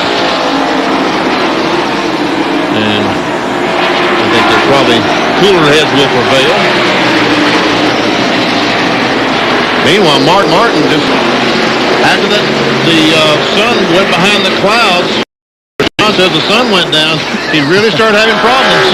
Now, if points were awarded right now, Alan Kulwicki would show the greatest increase in terms of movement in the point standings. He would gain 4 positions into 10th. We've got all kinds of statistics this year due to a new computer system that we are using. Here's Schrader. Oh, come on, guys. Now, there's only 6 laps to go. Earnhardt says, go ahead. Yeah, but it looks better in the record book if he finished in the lead lap. Earnhardt better led him because he's got a good lead and not that many laps to go, so not going to hurt him a bit in the world. So let Schrader go by. And I tell you what, Rusty Wallace is talking about how dedicated he and his team are this year, and there's no doubt that they are. But surely Earnhardt and that whole bunch is dedicated this year because they're working awfully hard. Dick Trickle goes by Earnhardt. So Earnhardt right now is a conservative mode. And folks, look at this closely because he doesn't get in this mode very often. That's right. But there are only 4 laps to go, and that's one of the reasons why. That's one of the reasons. Now, Mark Martin is closing right now. Yeah, he's got too much distance to make up. Earnhardt knows exactly how far behind he is, or at least his crew's telling. There's Earnhardt. There's Mark Martin. 363 completed, 4 to go for Dale Earnhardt. Mark Martin has had a good run. He had a great run. And both these guys are really fighting worn tires right now. Earnhardt's, I'm sure that race car is a handful right now, so there's no point in taking any unnecessary chances. Here we got a race going again between these two guys. Kulwicki pulled up on the outside of Kyle Petty. I thought he had the spot. Petty fought back. He gave it a look, but wasn't able to do it. He's up wiggling a little bit there, too. He is. Very high. Kyle still running down low. Didn't get his left wheel down on the flat that time coming around there. But if there wasn't 3 laps to go, a bunch of these cars would be hitting pit road right now. Yeah. Here's Kulwicki once again going to try it on the outside. He's got a pretty good run on Kyle. Nope, don't think so. That's 4 points. Oh, baby. It was a lot. It wasn't as close. Excuse me. Less than 2 laps to go. Earnhardt down in 1 and 2. He'll get the white flag next time by. And Mark Martin, he's going to be really frustrated because he's just closed up to within about 1.5 seconds right now. So they started this race according to points, and the last time they did that was at Michigan in the spring of 1990. Dale Earnhardt won that event. The white flag is out. 1 more lap to go for Dale Earnhardt, and he'll record his first victory since Charlotte last year. May of Charlotte. That's a long time ago, wasn't it? Final lap. And I tell you what, he said, baby, hang on. I know he is. Because the team that is as accustomed to winning as Dale Earnhardt, Richard Childress, and all this crew, last May was a long time ago. The 54th win of his illustrious career in Winston Cup competition. Here is Dale Earnhardt winning the TranSouth Financial 500. Mark Martin finishes in 2nd position. Here comes Alan Kulwicki and Petty, who really got down on the apron that lap, battling for position, but Kulwicki got it. That's 6th and 7th. Well, the last time we had looked at them badly, the 42 car was ahead, but he slipped into the wall and Kulwicki got by, but Kyle couldn't get that time. John Kernan is down in Dale's pit with Andy Petrie. We should add the first year Andy Petrie taking over as crew chief for Dale Earnhardt. The first win with Dale Earnhardt's got to feel pretty good. Well, it's a lot of fun to win with these guys. These guys know how to win. This is great. Dale did a great job. The crew did a great job. Good. The motors, I couldn't say enough about the motors. They ran real good. Our qualifying engines have been good. Our race motors have been super. Our pit stops are excellent today too. So I can't say enough about the crew. What about the weather? I mean, it didn't affect you as bad. How in tune to that were you getting the setup set this morning? Well, I think our car reacted a little bit to the weather. I think we were better under the cloud cover than we were in the sun, and that's kind of the way it turned out to our advantage. That's a very happy Andy Petrie is going to head to victory lane as Dale Earnhardt's crew now comes around down pit road. High fives all around, Mr. Earnhardt. Earnhardt on his way to victory lane here at Darlington. The 8th win of his career here at the track too tough to tame. We'll talk with him in a moment. Emerging victorious from his GM Goodwrench Chevrolet is Dale Earnhardt. He's won it. Here's the doc. A big smile from Dale Earnhardt. And Dale, congratulations on victory lane entry number 1 for the 1993 season. Well, I tell you, I can't say enough about Richard and all the guys back in the shop. Jim Goodwrench and Mac and Western Steer and all the folks, they worked real hard last year. We had a bad year, and to come back and run as good as we're running this year, it's worth it, man. This old car was, she got behind. We got a lap down on that caution, and we pitted, and they had a caution, and old car did good. I just had to run it in a high groove and get it to turn better. It was a little tight, and amazingly, we just drove away from Mark after we got our lap back. It's a good deal. The cloud cover seemed to make the car work a little better for you. Well, it's real tight. I think it'd been better the sun for us, but as it worked out, it was good, because we got to running high, and it didn't get too loose to run high. We had the car set up pretty medium, but it was just a little tight off the corner down here and a little tight in the middle, and I got to running up higher, and I thought I was going to hit the wall a couple times, but we came through without any scratches. After the great weeks in Daytona, you won the qualifier, won the Clash. 93's got to be awfully good to you right now, looking awfully good. 93's looking real good, and I just can't say enough about these guys. They've worked hard for it, and they worked hard all winter long. I know everybody says, well, they've won a lot of championships, but these guys are dedicated, and they work hard, and I'd like to thank everybody back in the shop and the engine room and everybody that worked so hard for us. Dale Earnhardt in victory lane here, winning the 37th annual TranSouth Financial 500. Let's go up to John Kernan, who's standing by with Mark Martin. John? Mark, I tell you what, a great race for you guys, but when the clouds came over, it seemed to really hurt you. The car tightened up a lot. Well, all I can say is that, we were really running good all day, but the 3 car got better in the beginning of the race. We were a little bit better than him on the long runs, and then later in the race, they got where they could outrun us. Wasn't anything we could do with them, and I'm as proud as I can be of that car, that whole Valvoline team. They're doing a great job, and on any other given day, I think we'd have won the race, but today Dale and the bunch were just exceptional, and we couldn't handle them, so maybe we'll get them next week. Well, there is always next week, but there's also the championship at hand. You got to feel pretty good. I mean, you guys have run well. I know you had some problems in Atlanta after dominating a lot of that race, but the car and the team are all together. Yeah, I'm just as proud as I can be of this whole team and the cars and everything. Like I said before, looking real forward to the season. We're definitely going to get our share this year, I think. That's Mark Martin. He's going to head back to the garage area, and these guys will be back at Bristol next week and be one of the cars to watch, I think, for the win.